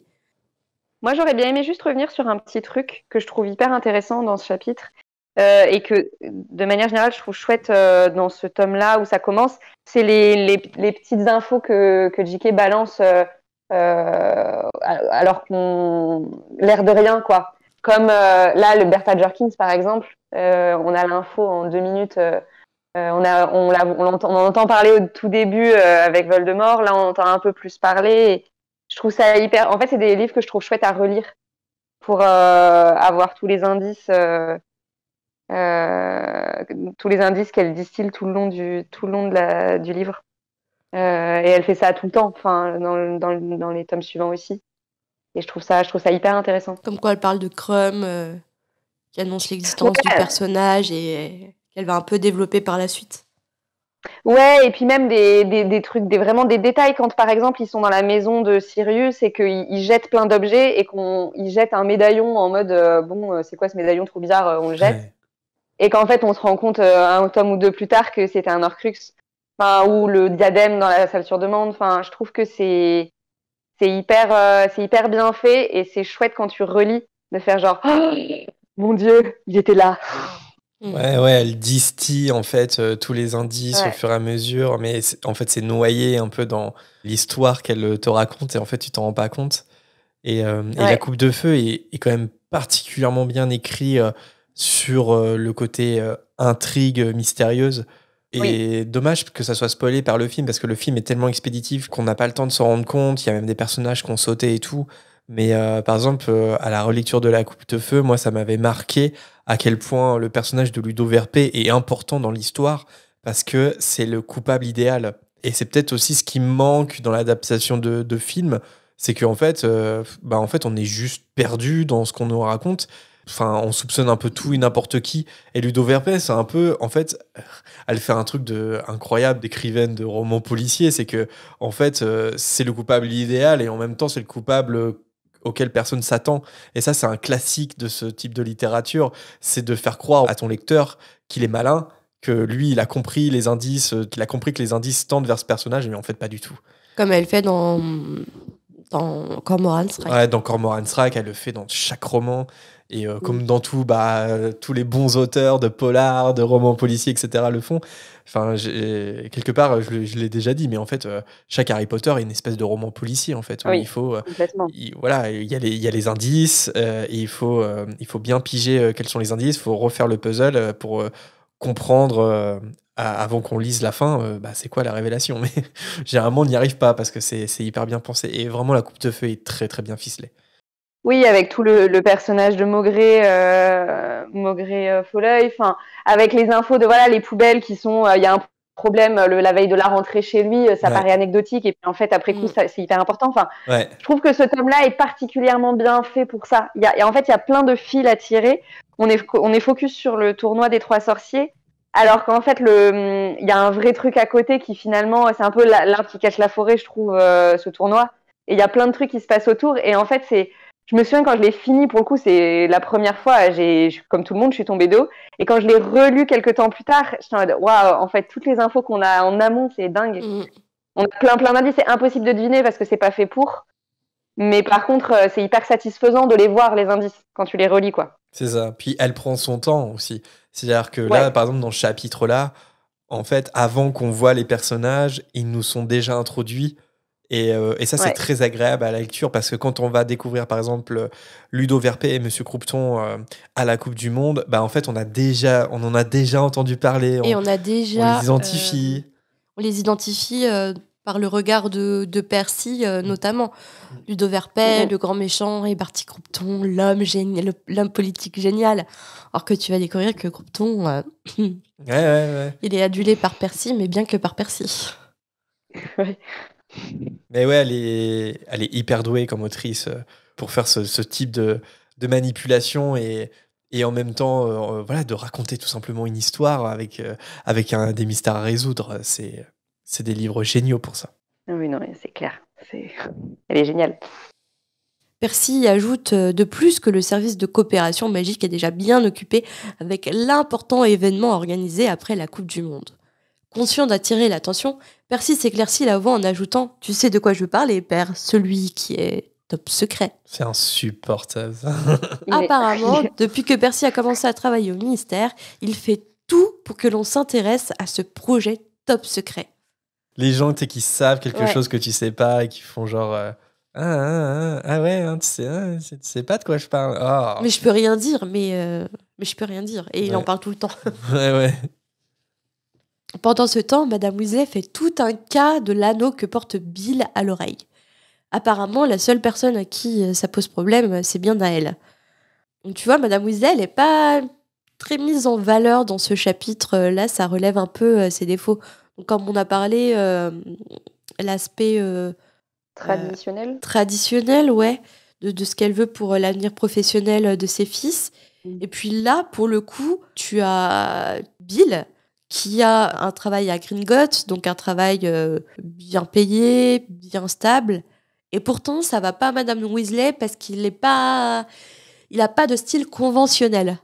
Donc en fait, il faut à tout prix cocher les cases conventionnelles pour être validé par Madame Weasley, et c'est un peu dommage. Parce que pour le coup, ce qui est bizarre, c'est qu'ils sont pas une famille traditionnelle, en fait, les Weasley. Ils se démarquent quand même dans le monde des sorciers. Ils sont un peu excentriques. Ouais, là, je pense que dans ce cas-là, c'est quand même le côté rock and roll de Bill, tu vois. Parce c'est genre... Par exemple, Monsieur Weasley travaille au ministère, mais il travaille dans un service quand même qui est un peu dédaigné par les autres sorciers. Mais savoir les relations avec les Moldus. Mais tu sais quoi, moi je pense que Molly, elle se serait pas compte que Arthur travaille dans un autre département, je pense, tu vois. Surtout qu'elle est très critique par rapport à tout ce qu'il fait en cachette à côté, quoi, dans son hangar là, avec toutes ces inventions moldues qui l'ensorcellent.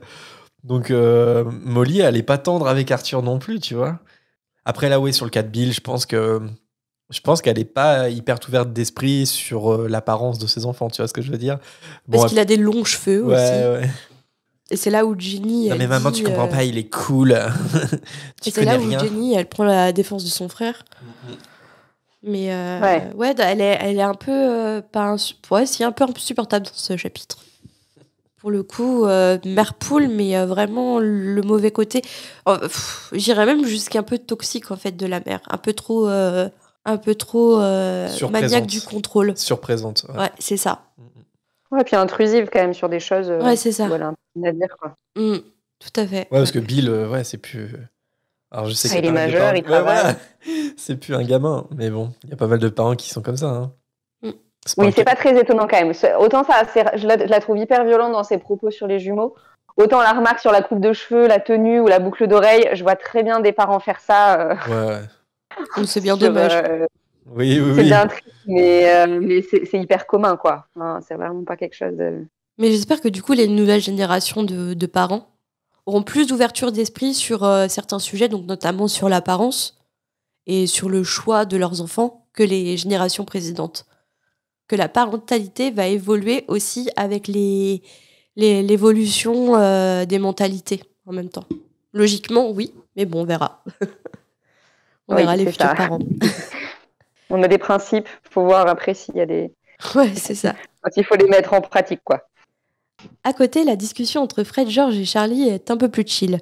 Le sujet est le futur gagnant de la Coupe du Monde de Quidditch. Charlie parie sur l'Irlande, alors que Fred fait remarquer que dans l'équipe de la Bulgarie, il y a quand même Victor Krum. Charlie, il est d'accord, ok, Krum, mais en fait, dans l'équipe de Bulgarie, il n'y a qu'un excellent joueur, et c'est Krum, alors que dans l'équipe d'Irlande, il y en a 7. Alors que la nuit tombe et que l'ambiance devient un peu plus apaisée, Ron demande à Harry s'il a eu des nouvelles de Sirius. Ce qui fait rappeler à Harry la raison pour laquelle il lui a écrit, sa cicatrice. Mais il s'abstient d'en parler à ses amis, tant cette soirée est belle. Madame Weasley met un terme à la soirée en voyant l'heure avancer. Le lendemain, ils doivent tous se lever tôt pour partir à la Coupe du Monde de Quidditch. Quant à elle, elle irait chercher les fournitures de tout le monde sur le chemin de traverse. Après tout, la dernière fois, le match a duré 5 jours. Et à ces mots, Harry est enthousiaste, mais évidemment pas Percy, qui ne s'imagine pas la tonne de travail qui l'attendrait après 5 jours d'absence au bureau. Tu vois, genre pour revenir sur Molly, je trouve ça dommage qu'elle participe pas à la Coupe du Monde. Et là, on voit aussi la charge mentale en fait qu'elle se prend parce que elle dit, en fait, en gros, toute la famille part voir la Coupe du Monde et elle, en fait, elle se coltine les courses de la rentrée, quoi. C'est ça. Mais je suis sûre qu'en plus, c'est son choix finalement. Ah oui, c'est son choix, hein, personne ne lui impose, mais bon, c'est dommage ce déséquilibre là dans la famille, je trouve. Ce serait bien qu'ils y aillent tous. Alors après, bon, peut-être qu'elle aime pas du tout le Quidditch aussi, hein, c'est possible. Oui, mais même si elle aimait bien, elle pourrait faire ce choix-là quand même. Ouais. Enfin, vu le fonctionnement familial, je trouve que c'est très, très, très, très genré. Ouais. Malheureusement. Fred fait une allusion à une sombre histoire de bouse de dragon sur les dossiers. À ces mots, Percy devient écarlate. Non, il n'était pas visé par cet échantillon d'engrais envoyé de Norvège. Fred murmure à Harry que bien entendu, Percy était visé car George et lui en étaient les expéditeurs.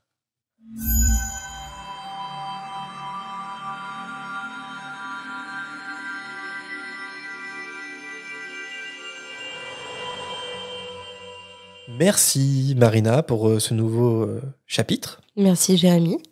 Merci Lucie de nous avoir accompagnés dignement. Il est temps de choisir un nouveau titre pour le chapitre et puis de sélectionner un personnage qui nous aurait particulièrement marqué. Est-ce que Lucie, tu t'es prêtée au jeu du renommage ou pas? Oui, c'est pas ma partie préférée, mais j'ai tenté un truc. Ah, comme Marina. Ah, je suis donc pas la seule. Mais à chaque fois que j'écoute un épisode, je panique pour vous, genre quand on arrive à ce moment-là, tellement... Mais bon, ils sont censés être préparés les titres. Ils sont censés, je dis bien. Alors j'ai tenté un truc. Donc Harry Potter et la Coupe de Feu, chapitre 5. Bienvenue à la maison Harry. Bon, en fait, je trouve que ce chapitre, il y a tout, en fait. Il y a tous les Weasley qui sont là. Hermione, Molly qui est en colère contre les jumeaux, Arthur qui essaye de tempérer, les jumeaux qui en font qu'à leur tête, Percy qui travaille trop. Enfin, en fait, et tout ça avec un bon repas au terrier où on parle de Quidditch. Je sais pas, il y a un côté hyper doux et en fait, Harry le ressent aussi. Il dit qu'il est hyper apaisé, il est hyper bien. Je trouve qu'il y a un côté welcome home, quoi. Genre, il est là où il doit être. Ouais, puis c'est la première fois, et je pense que ça va être la dernière fois qu'on voit toute la famille Weasley réunie au terrier. En fait. Ouais. Et ouais. Mais moi, je peux dire le mien avant toi, Marina, parce que c'est exactement dans le même style que Lucie. C'est Harry Potter et la Coupe de Feu, chapitre 5, Home Sweet Home. Parce que vraiment, je trouve que ça évoque tout ce que tu as dit, Lucie, en fait. Voilà, c'est une invitation chez les Weasley, famille au complète, dans leur terrier. Moi, ça va être un peu dans le même mood, on va dire. Harry Potter et la Coupe de Feu, chapitre 5, une douce journée à la campagne. Ouais. On est dans les mêmes vibes. Mais non, je m'imagine trop là dans le terrier, ça sent le foin, le champ, l'herbe chaude, le soleil, les ambiances de repas de famille où tout le monde est super. Bon, là, Molly est pas heureuse, mais où tout le monde s'amuse, tu prépares la table, il fait beau, il fait chaud, ça va être une excellente journée, tu te sens trop bien, ça ravive ces souvenirs-là. Ah ouais. On a des titres de chapitres différents, mais on est sur la même couleur. Ouais, la même vibe. Et Lucie, si tu devais retenir un personnage marquant, ça serait lequel? Je garderai les jumeaux. C'est difficile de les dissocier parce que je trouve qu'à leur âge, créer autant de choses depuis des années, parce qu'en fait, on comprend que c'est depuis des années qu'ils créent des choses dans leur chambre. C'est vraiment brillant, quoi, d'arriver à faire un tel projet, tout ça. Si c'est pas reconnu par leurs parents, ça sera un jour le cas. Et voilà, je trouve qu'ils sont quand même particulièrement doués. Carrément. Et toi, Marina? J'ai pas réussi à démarquer un personnage par rapport aux autres. Parce que. Même pas le petit patoron qui chasse les gnomes? Non, mais toujours. Toujours les chats en premier. Mais je sais pas, tu sais, dans ce chapitre, c'est un fouillis de personnes, tu vois. Il y a du bruit partout, tu entends tous parler, il y a une action partout. Et je sais pas, je trouve que j'avais pas de personnage qui se démarquait. Pour le coup, c'est un personnage qui se démarque, mais pas de la bonne manière, en fait. C'est Molly. Molly, elle m'a saoulée. C'est pas un personnage préféré qui il y a Molly et Percy qui sont un peu Surtout Percy. Où ils sont saoulants, en fait. Les deux... mais c'est plus Molly qui... Parce que Percy, en soi, si tu l'embêtes pas, il est dans sa chambre, il travaille, voilà, il fait... Mais Molly, elle est partout, tu vois. Elle est stressante. Voilà. Et toi ? Bah moi, alors, pour pas choisir Arthur à chaque fois, parce que sinon choisir Arthur, moi ça me fait marrer quand il est là, qu'il voit sa femme arriver, qu'il fait oh mince, il essaie de rattraper le truc, c'est trop tard. Mais comme j'ai tendance à toujours prendre Arthur quand il est dans un chapitre, j'ai choisi Bill parce que Bill, tu vois, il est cool. Il est cool. Et je me souviens pas vraiment, mais je pense que dans ma lecture, quand j'étais adolescent, assez jeune, je devais être là en mode ça fait plaisir d'avoir un personnage et tout, parce que moi j'étais un peu rock et tout aussi, et voilà, dans l'identification, oui bah tu rigoles, mais dans l'identification, voilà, je dirais Bill parce que ça fait plaisir d'avoir un personnage je rigole parce que j'ai un peu underground comme ça. Des images de toi qui me viennent à l'esprit, je saurais pas qualifier rock, mais ou quoi. On se connaissait pas, tu n'as que des photos. Allez, avant que ça dérive, on passe tout de suite à la volière avec vos hiboux sonores.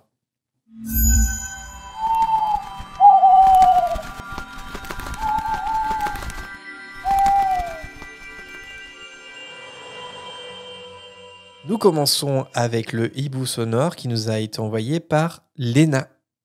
Salut la fréquence, je m'appelle Léna et j'ai 12 ans. J'adore ce que vous faites. J'avais une petite question. J'adore l'herbologie, tout ce qui est sur les plantes et la médecine. Du coup, en lisant le deuxième ou troisième tome, je crois, j'ai pensé à une question. Est-ce que dans les trucs pour soigner, genre le puceau, ce truc comme ça, c'est juste des genre ventricules de dragon ou des choses comme ça, ou c'est des plantes et des herbes magiques? Et si oui, c'est plutôt des plantes magiques ou des plantes moldues comme le thym, ou plutôt un truc genre comme ce qu'ils utilisent comme les mandragores. Merci encore pour ce que vous faites, Léna. Merci Léna pour ton hibou, ça nous fait plaisir. Alors on ne connaît pas la recette du puceau, à ma connaissance, mais je pense que c'est pareil que pour toutes les autres potions non médicinales, c'est-à-dire que les ingrédients, ça peut contenir un mélange de plantes existantes dans la vie réelle, mais aussi d'inventions magiques. Après, j'ai l'impression quand même qu'une grande majorité des ingrédients qui sont utilisés, ça existe bien dans la vie réelle. Ouais, j'ai l'impression. J'ai fait 2-3 recherches sur des potions où on connaît les composants, et souvent, c'est des choses qui existent. C'est des choses assez peu connues, mais par exemple, pour le polynectar, il y a des choses, c'est des choses, des fleurs qui sont pas connues, mais qui existent. La peau de... Alors, j'ai noté quoi? Peau de serpent d'arbre du Cap. Je me suis dit, ok. Ouais. En fait, ça existe vraiment. Genre, oui, ça existe, c'est un vrai serpent. C'est un vrai serpent. Moi, je me souviens, par exemple, dans la scène iconique de Rogue dans son premier cours de potion dans l'école des sorciers, il parle d'aconite. Ouais. Moi, je pensais que c'était une invention sorcière. Non, c'est une plante qui existe vraiment, l'aconite. Et aussi le bézoar. Ouais, je crois que ça existe vraiment. Ouais. Et c'est vraiment l'estomac de chèvre ou un truc comme ça. Enfin, c'est un vrai truc. Je me demande si c'est pas que dans les estomacs de chèvre. Les bézoars sont des accumulations très denses de matière partiellement digérée ou non digérée pouvant se coincer dans l'estomac ou les intestins. Ouais. Dont les chèvres. Pareil, c'est pas une invention magique, quoi. Ouais. Et oui, mais d'ailleurs, c'est utilisé, c'est considéré comme un remède dans certaines cultures qui sont plutôt animistes. Enfin, avec il y a pas mal de choses qui sont utilisées dans Harry Potter qui sont des plantes médicinales dans d'autres cultures. Ouais. Et dont le bézoar, c'est considéré comme un antidote, effectivement. Le bézoar occidental se trouve dans le 4e estomac de la chèvre sauvage du Pérou, de l'isard ou du chamois. Là, t'es sur Wikipédia, là, où tu dis ça de tête. Oui, de tête, bien sûr. Mais en vrai, c'est travaillé et tout, ça fait des pierres assez jolies, en fait. Ouais. Allez voir si vous êtes intéressé de taper bézoar, en vrai, c'est assez dingue. Mais c'est intéressant comme J.K. Rowling a recyclé, en fait, plein de choses différentes, plein d'ésotérisme pour constituer l'univers sorcier. Et tout n'est pas que fictionnel, tout n'est pas que fantasy, en fait. Je reprends, n'allez pas voir sur Google. Ouais, il y a 3 images qui sont pas folles, quand même. Ouais, non, je retire. J'ai vu que les plus belles images. Pas si vous êtes en train de manger. D'ailleurs, si vous êtes passionné par la préparation des potions, il y a un jeu vidéo Wonderbook sur PlayStation 3 à l'époque, mais on peut retrouver ce jeu. Et c'est un jeu qui est consacré aux potions et sur lequel a collaboré J.K. Rowling. Donc les recettes utilisées, elles peuvent être considérées comme canon. Donc par exemple, si on va dans le Wikipédia et qu'on recherche un peu les recettes des potions, souvent c'est la référence, c'est pas vraiment le livre parce que les livres détaillent pas autant les potions, mais en fait c'est ce jeu Wonderbook, livre des potions, qui est sorti il y a quelques années, mais voilà, ça peut se retrouver, ça se joue sur PlayStation 3. Léna, si ça te dit, je pense que ça t'intéresserait si tu connais pas encore. Nous passons au hibou sonore de Johanna. Coucou la fréquence. C'était pour vous dire que ma sœur Alicia et moi, on adore votre podcast, vraiment. On attend toujours le prochain avec impatience. Et je voulais dire aussi, Jérémy, que moi aussi je lis Coque Sigru. Donc voilà, t'es pas le seul, on est au moins 2. Et j'avais une question pour vous. Si vous pouviez utiliser le retourneur de temps qu'une seule fois dans la saga, ce serait à quel moment ? Voilà, moi je sais pas, c'est trop dur de choisir, mais j'ai hâte d'entendre vos réponses. Voilà, continuez comme ça, bye bye. Merci Johanna pour ton hibou. J'ai bien réfléchi, et en vrai, je pense que je ne l'utiliserai pas, le retourneur de temps. Parce que j'ai tendance à foncer tête baissée un peu comme Harry. Si je devais l'utiliser, le retourneur de temps, il me faudrait une Hermione. Et mon Hermione, ça serait Jérémy. Il faudrait qu'il soit là et qu'il m'empêche de foncer tête baissée, en fait. Parce que je suis trop maladroite et j'agis parfois avant de réfléchir. Je vais me coucher, Marina, avant que tu trouves une autre idée pour nous faire tuer. Au pire, nous faire expulser. Non, mais c'est quelque chose que tu me dis souvent, que je suis beaucoup trop impulsive. Et du coup, le problème avec le retourneur de temps, c'est quand tu l'utilises, tu ne peux pas être impulsif. Parce qu'il y a l'effet papillon. En un seul geste maladroit ou une action qui n'a pas été réfléchie, tu peux détraquer le cours de l'histoire. Et sincèrement, je me fais pas confiance pour utiliser le retourneur de temps. Et vous ? C'est une réponse sage. Ouais. Et vous ? Moi, c'est pareil, je trouverais ça... J'aime pas trop cet artefact, enfin, il est hyper important dans le 3 et tout, mais je trouve ça trop perturbant et trop dangereux, moi, de jouer avec le temps. Je trouve que c'est vraiment quelque chose qui est problématique. Et puis, en fait, alors moi, j'aurais tendance à pas changer pareil, parce que chaque événement fait sens. Il y a juste un truc, c'est que je trouve, c'est à la fin du 4, la mort de Cédric Diggory, que je trouve inutile, entre guillemets, dans le sens où, si Harry était arrivé seul au cimetière, l'histoire aurait pu se dérouler quand même. Je trouve que cette mort, elle a que pour intérêt de faire sortir vraiment de l'enfance et que ce soit Harry ou le lecteur, ça change la dynamique parce que non seulement Voldemort revient, mais les gentils ont le droit de mourir aussi, quoi. Ce qui n'était pas le cas jusqu'à présent. Mais à part ça, je trouve que dans le fil de l'histoire, elle a pas d'intérêt, quoi. C'est juste triste. Le mec est juste trop gentil et voilà. Un peu en mode, tue-le, lui, là. C'est un peu ça. Et si je devais changer un truc et avec un retourneur de temps modifié, je ferais ça, mais en même temps, je trouve ça trop dangereux de jouer avec le temps et je pense que je laisserais tout se dérouler parce qu'il faut, quoi. Et ça risque trop de changer l'issue si tu modifies quelque chose. En fait, tu utilises le retour de temps pour changer ta vie et la vie d'une personne à qui tu tiens généralement. Mais le problème, c'est que tu peux, en contrepartie, bousiller tellement d'autres vies avec une seule erreur, un seul faux pas, en fait. La question n'est pas facile parce que, comme vous l'avez dit, c'est hyper chaud d'utiliser un retourneur de temps. Et en même temps, je pense qu'on l'utiliserait pour sauver quelqu'un. Si on devait l'utiliser qu'une fois, en fait, il y a tellement de morts dans Harry Potter. Oui. Avec le retourneur de temps, on pourrait épargner quelqu'un. Et voilà. Et donc après, il faudrait choisir qui. Et c'est un petit peu ça. Je comprends sur Cédric Diggory, c'est vrai qu'il est mort pour que, à un moment, Harry et le lecteur soient face à la réalité de la mort. Ouais. Qu'on parle de Voldemort et que juste l'idée de la guerre ne soit pas que théorique, de rentrer tout de suite dans le sujet. Et malheureusement, c'est entre guillemets une victime collatérale de ça. Je sais pas, il y a tellement de morts, c'est horrible. C'est horrible comme question. Qui tu sauverais, en fait, ça revient un peu à dire ça. Moi, j'ai toujours énormément d'émotions sur Rémus, Lupin et Tonks. Oui. Je comprends pas pourquoi les deux doivent mourir, c'est horrible, ils laissent un orphelin derrière. S'il y a quelque chose à réparer, ce serait, moi personnellement, ce serait peut-être l'un ou l'autre pour éviter que Teddy soit soit orphelin. Mais en vrai, c'est plus problématique que ça pour toutes les raisons que vous avez évoquées, quoi. Moi, je sauve Voldemort à la fin de la bataille de Poudlard pour remettre un peu de piment dans leur vie. Pas qu'ils s'ennuient.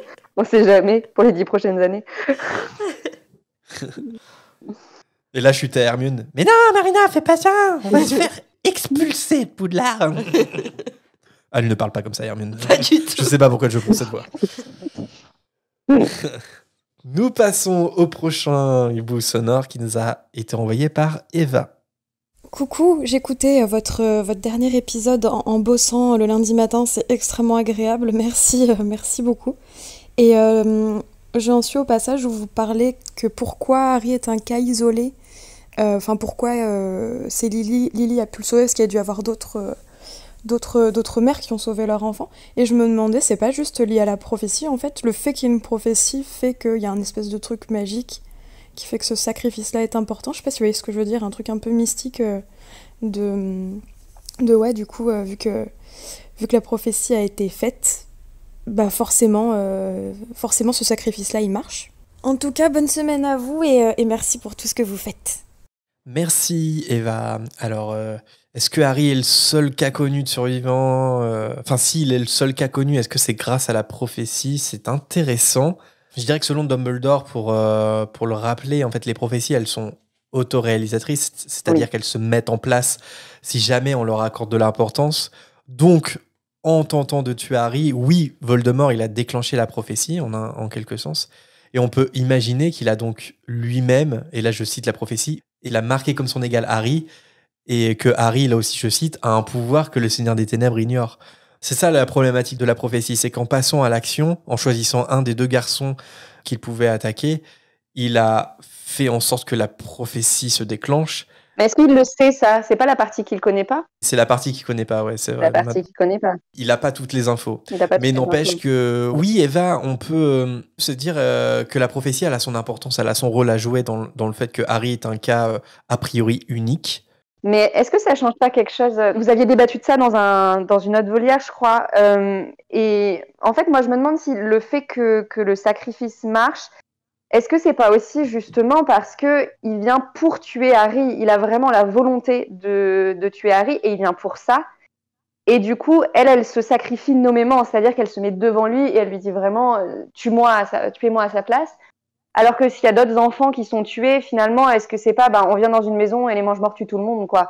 Et du coup, il n'y a pas de ce côté je vise quelqu'un en particulier. Et ça vient de la prophétie, mais c'est pas forcément obligatoire que ce soit lié à une prophétie. C'est plus, il voulait tuer cet enfant-là et elle s'est sacrifiée pour lui en le verbalisant. Et c'est peut-être pour ça aussi que c'est peut-être assez rare comme situation. Je veux dire que Voldemort ou un mange-mort ait la volonté profonde de tuer un enfant et qu'une mère se sacrifie pour lui, c'est finalement assez rare, quoi. Oui, ce qui est sûr, c'est que c'est pas courant. Après, est-ce que c'est réellement la première fois dans le monde des sorciers?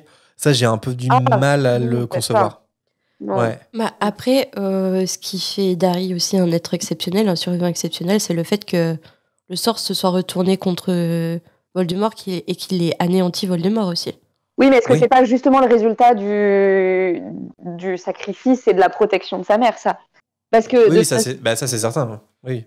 C'est grâce au sacrifice de Lily que Harry survit, que l'Avada Kedavra peut rebondir et il rebondit sur Voldemort, quoi. C'est comme s'il était devenu un genre de bouclier humain, genre il peut pas être touché par Voldemort à partir du moment où il y a la protection de sa mère et donc le sort rebondit. Ouais. Mais d'ailleurs, pour compléter ce que tu dis, Lucie, et ça nous a été signalé à quelques reprises dans notre volière par rapport à ce qu'on avait dit, il y a un deuxième cas connu en fait. C'est Harry lui-même, parce que Harry, lui aussi, il fait preuve de sacrifice magique quand il va se rendre à Voldemort dans la forêt interdite. Et après ça, a priori, les élèves et les professeurs de Poudlard, ils semblent intouchables. Et là, pour le coup, il n'y a pas de prophétie. Donc, c'est pour ça que oui, la prophétie a son importance, et en même temps, ce n'est pas non plus quelque chose d'obligatoire pour que ça... C'est pas grâce à la prophétie, mais elle a son rôle à jouer. Mais justement, quand je vous parlais des fanfictions, elle parle de ça à un moment, et alors je m'étais noté le truc parce qu'en fait, je trouve que ça fait vraiment sens. En fait, dans le livre, à un moment, Harry, il explique à ses camarades d'Aurore, en fait, on lui demande comment on fait pour se sacrifier pour quelqu'un, en gros. Et il dit en gros qu'il faut accepter la mort sans la désirer, accepter sans la désirer, aimer la vie, mais se sentir prêt à y renoncer pour les autres.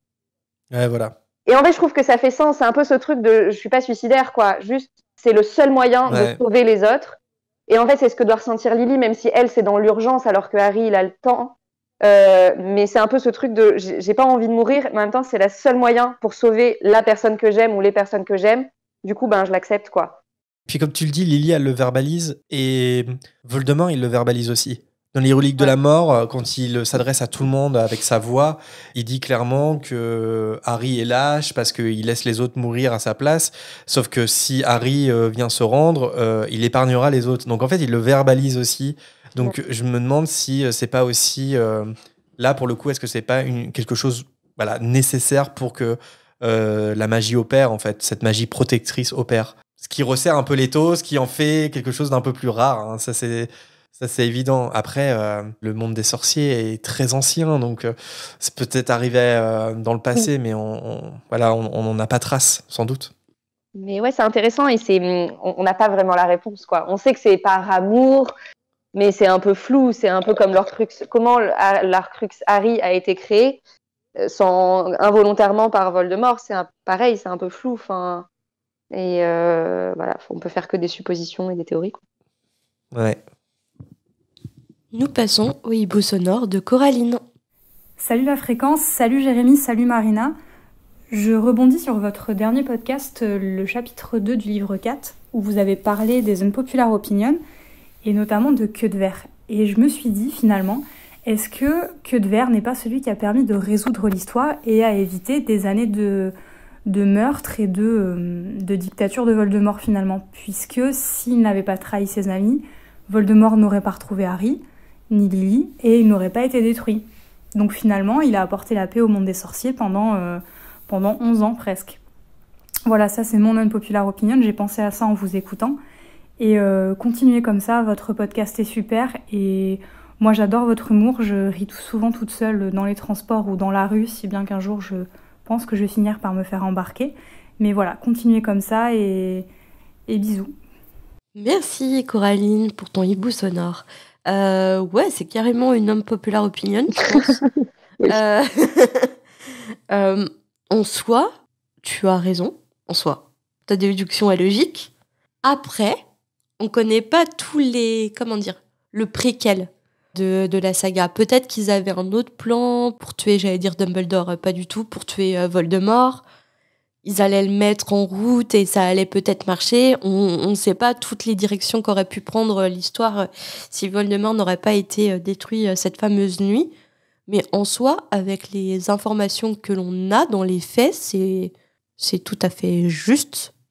C'est ça, c'est que... En fait, dans les faits, c'est vrai. C'est factuellement vrai. C'est factuellement vrai. Après, c'est bien que l'histoire se déroule comme ça, mais c'était pas l'intention de Queue de Verre. Donc en fait, on peut pas le juger sur la finalité inconsciente de ses choix. Mais elle dit que par ses actions, oui, factuellement, c'est grâce à lui, mais pas mais intentionnellement. Ça reste une pourriture. Parce que, bien sûr. Voilà. En fait, il est nécessaire dans l'histoire pour que finalement ça se passe bien. Mais ça en fait pas quelqu'un de bien, tu vois. Non, mais c'est pas ce qu'elle dit. Hein. Oui, non, je pense pas, non. C'est pas ce qu'elle dit. Ouais, moi je sais pas. Je trouve ça. En fait, c'est juste que moi je trouve ça un peu facile en fait, parce que en soi, si le but c'était d'obtenir la paix pendant un temps, il y avait d'autres manières de faire aussi. Il pouvait être un agent triple et que Dumbledore soit au courant et soit là pour accueillir Voldemort quand il viendrait chez les Potter. Enfin. Oui, c'est ça. Oui. Ah oui, mais j'ai pas pris du tout comme ça son hibou sonore en fait. Non, mais peut-être que. Non, mais je pense qu'elle apprécie que de Verre apprécie ou quoi. Mais je trouve ça un peu facile. Dans ce cas-là, Rogue aussi, parce qu'en fait, en transmettant la prophétie, il a aussi participé à ce que tout ça se déroule, quoi. Je sais pas, c'est nécessaire à l'histoire, mais j'ai du mal à me dire on devrait remercier Queue de Verre parce que grâce à lui, il y a eu la paix pendant 10 ans, quoi. Ouais, après, c'est de savoir à quel niveau Coraline pousse le curseur en mode Queue de Verre a son importance dans l'histoire. C'est ça, Coraline, en fait. Est-ce que du coup, tu considères qu'il n'est pas tant à blâmer que ça parce qu'il est nécessaire à l'histoire, ou est-ce que tu dis juste factuellement qu'il a permis la défaite de Voldemort? Et dans ce cas-là, on peut que acquiescer. Elle pense factuellement, je pense. Ouais. Sans doute, hein, mais ça questionne. C'est Alors, le genre on de... l'appelle tout de suite au standard. Dans la Skyroulette. Chez D-Food. Ouais, et n'hésite pas à nous préciser, Coraline, mais c'est vrai que, conclusion, factuellement, c'est vrai. Après. T'as lancé une sacrée unpopular opinion. Hein. Oui, voilà. J'avoue. Il y a du level. On ne sait pas si c'est une opinion, en fait, c'est surtout ça. Est-ce que vraiment c'est une opinion ou est-ce que c'est juste factuellement. Tu rappelles que de verre est important dans l'histoire. Oui. Nous passons au prochain hibou sonore qui nous a été envoyé par Audrey. On l'a un petit peu coupé au début. On écoute ça. Bonjour la fréquence. Eh bien écoutez, moi je m'appelle Audrey, j'ai 35 ans. Je suis une fan d'Harry Potter un petit peu sur le tard. Et je voulais vous dire que j'adore votre podcast.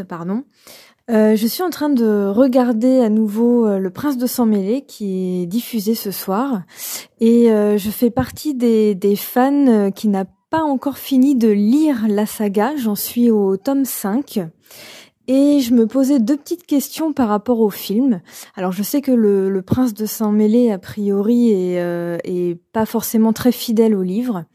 Mais il y a quand même 2 petites choses qui me sautent aux yeux. Premièrement, quand Harry Potter est dans la salle sur demande avec Ginny et qu'il y a le petit oiseau qui fait du bruit dans l'armoire à disparaître, Harry ne fait pas le lien avec l'armoire à disparaître qu'il a vu chez Barjo et Burke. Donc j'imagine que dans la saga, en livre, j'imagine qu'il fait le lien. Voilà pour ma première interrogation. Et ma deuxième interrogation, c'est que à aucun moment dans le film, il est expliqué que c'est Rogue, le prince de Sang Mêlé.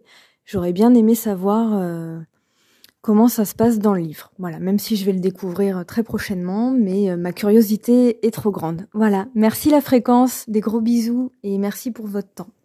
Merci Audrey. Alors, elle veut qu'on la spoil. On va lui spoiler le livre, il n'y a pas de souci.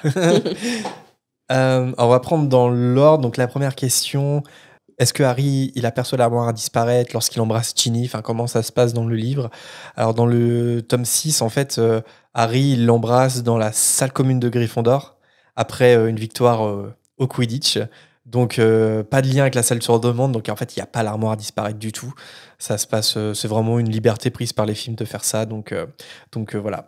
En fait je suis allée relire le chapitre là avant et il l'évoque quand même, mais vraiment en passant. Il n'y a pas du tout cette histoire d'oiseau et tout, mais en gros il dit juste tiens, il y a l'armoire à disparaître dans laquelle Montag s'est coincé, qui est cassé, et dans laquelle Montag s'est retrouvé coincé l'année dernière.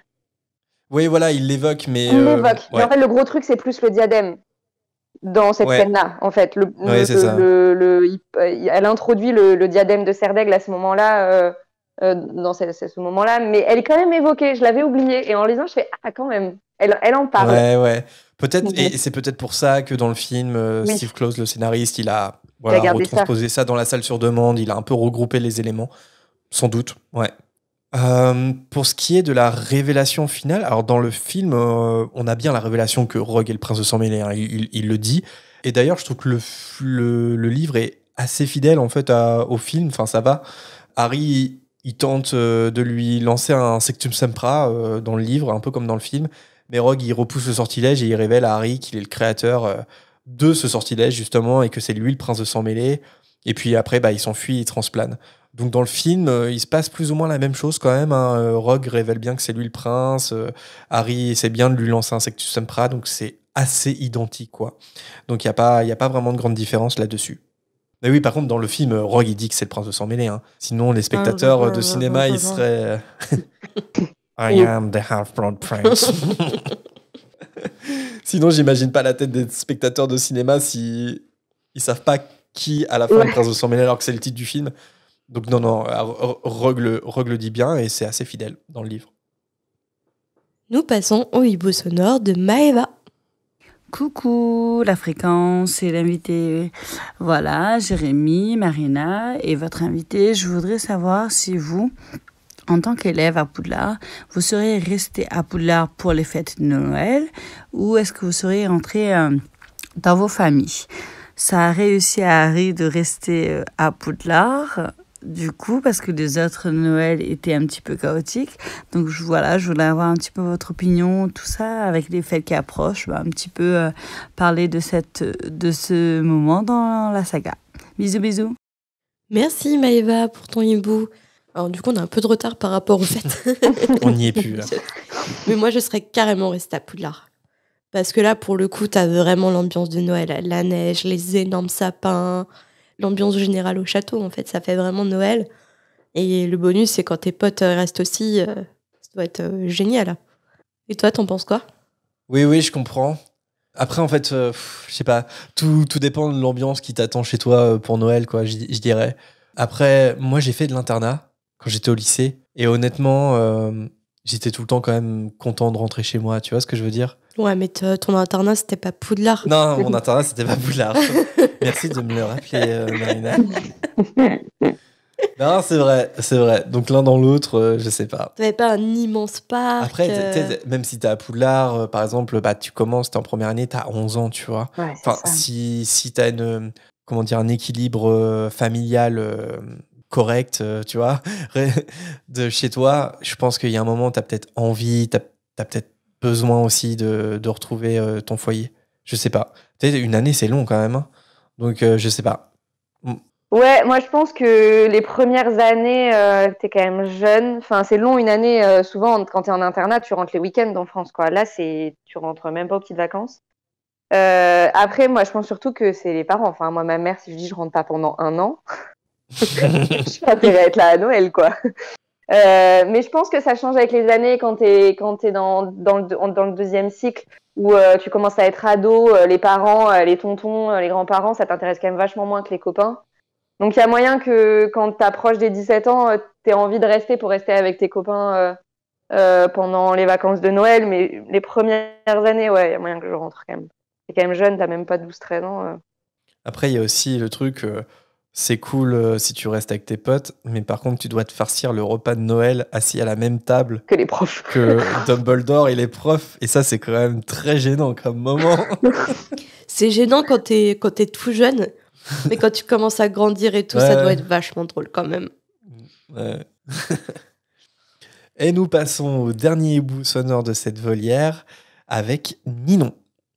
Salut la fréquence, c'est Ninon. J'espère que vous allez bien. Merci beaucoup pour votre émission, c'est vraiment trop cool. J'ai toujours hâte qu'un nouvel épisode sorte. Aujourd'hui, je me posais une question concernant l'union des moldus et des sorciers. Il me semble que on n'a pas le droit de faire usage de la magie devant les moldus, c'est le code du secret magique. Ceci dit, en Angleterre du temps d'Harry Potter, c'est quand même plus ou moins ok que des moldus et des sorciers soient ensemble et créent des familles. Du coup, ça veut dire qu'à un moment donné, forcément, le sorcier ou la sorcière a fait usage de magie devant le ou la moldu. Et du coup, est-ce qu'on peut déclarer officiellement qu'on est en couple avec un ou une moldue ? Je sais pas comment ça marche. Est-ce que vous avez une idée ? Voilà, merci beaucoup. Bonne journée. Merci, Ninon. Alors, c'est une bonne question. Moi, je dirais qu'il y a quand même un paramètre à prendre en compte qui est assez important, c'est qu'il y a la trace chez les sorciers mineurs. Et du coup, si un sorcier mineur fait effectivement de la magie devant un moldu, il va se faire repérer par le ministère. Mais une fois qu'on est majeur, cette trace disparaît. Donc oui, les sorciers n'ont pas le droit de faire de la magie devant des moldus, mais si un sorcier adulte pratique de la magie devant un moldu, en fait, il ne sera pas automatiquement inquiété par le ministère, il ne sera pas détecté par le ministère.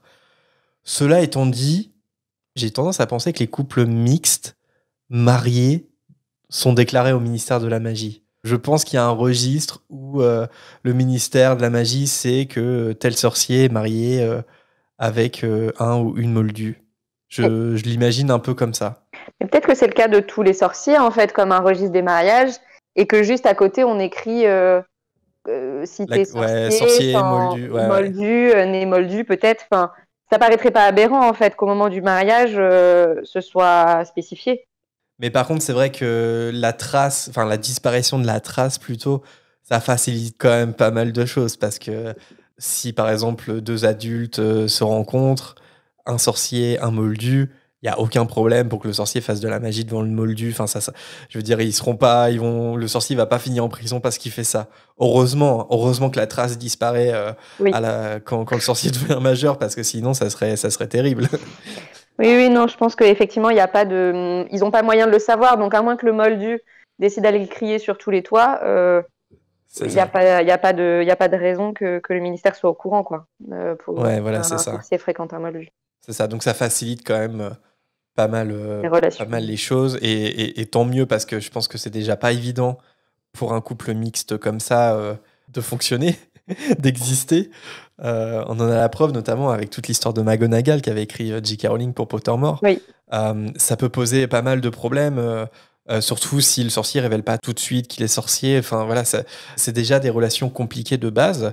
Donc en plus, si le ministère mettait son nez là-dedans dès le départ, ça serait encore plus difficile que ça l'est réellement. Parce que finalement, le ministère, il peut être juste au courant de l'existence de ce couple quand ils ont un enfant, et que cet enfant est en âge d'aller à Poudlard. Ouais, c'est ça, ou au mariage. Ouais, peut-être au mariage. Non, s'ils se marient pas, ils ont... Ah, s'ils se marient pas, oui, l'enfant, ouais, je pense. Ouais. Faut déclarer l'enfant. Ouais. Et la trace apparaît, donc du coup, tu vois comment... Tu soulèves un bon truc, là. Est-ce que c'est parce qu'il y a une trace qui apparaît, et il y a une méthode au ministère pour les recenser ? Je sais pas. Je sais plus, ça n'a pas été expliqué comment les enfants sont... Pour trouver les nez moldus, par exemple, il y a quoi ? C'est pas un registre qui affiche les enfants qui sont sorciers ? Ouais, je sais plus comment... Je sais plus réellement, je sais pas s'il y a une information canon là-dessus. Je me demande si c'est pas une plume automatique ou quelque chose comme ça. Ça me dit quelque chose, ouais. En tout cas, il y a un procédé magique automatique qui détecte les enfants sorciers dès leur naissance. Et en fait, ils sont inscrits dès leur naissance. Ça, on le sait. Ouais.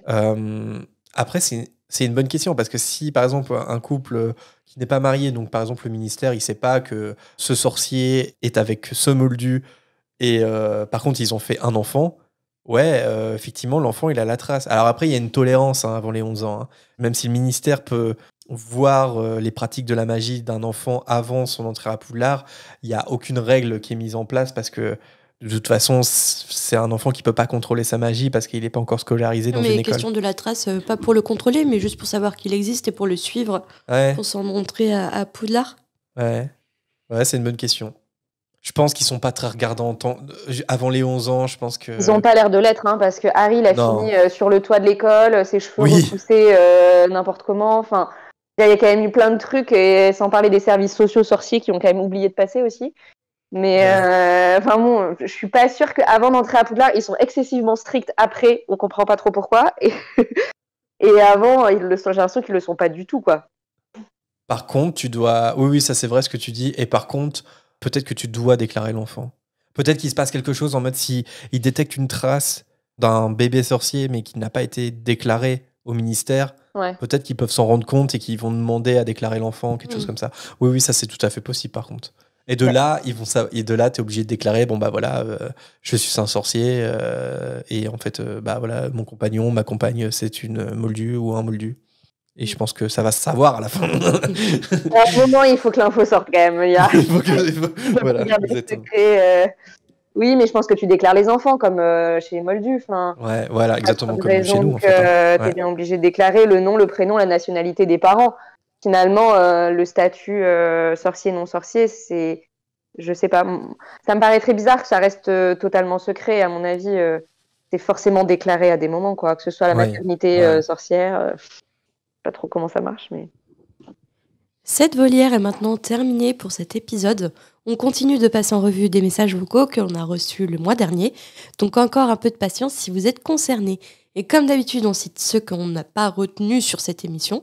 Merci à Mylène pour son hibou sur l'épée de Gryffondor, à Yuna et Tib qui nous avaient eux aussi contactés à propos du sacrifice de Lily, à Erwan pour sa réaction à l'unpopular opinion autour de Ron, et à Alexandre qui rebondissait sur l'explication d'Hagrid sur les stalagmites.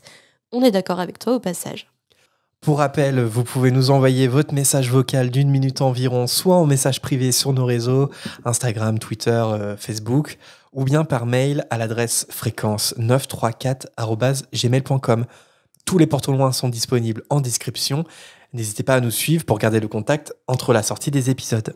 Pour garder le contact et discuter avec d'autres auditeurs et auditrices, on vous invite aussi à rejoindre notre serveur Discord si ça vous intéresse. Le lien d'invitation est là aussi, dans la description. Il s'y passe pas mal de choses et c'est là-bas que se déroulent les candidatures et les enregistrements des émissions. Si ça vous dit, n'hésitez pas à nous contacter. Toutes les infos pour candidater sont disponibles dans le salon La Volière, sous la catégorie podcast. Lucie, c'est exactement ce que tu as fait pour te retrouver parmi nous sur cet épisode. On espère que tu regrettes pas, que tu as passé un bon moment au terrier avec nous. Non, je regrette pas du tout, c'était trop cool. C'était comme on l'imagine, à part que là, on peut vous répondre. Ah, c'est bien ça. Comme quand on écoute, mais... On n'est pas figé dans le son, on est des vraies personnes. En plus, en bonus, t'as eu mon ASMR rhume et tout, un vrai délice. Ça s'est presque pas entendu. Super, ouf. Ça va, tu vas pas me détester au montage alors, Jérémy. On n'oublie pas de remercier ceux qui nous laissent des étoiles et des commentaires sur les applis d'écoute concernées.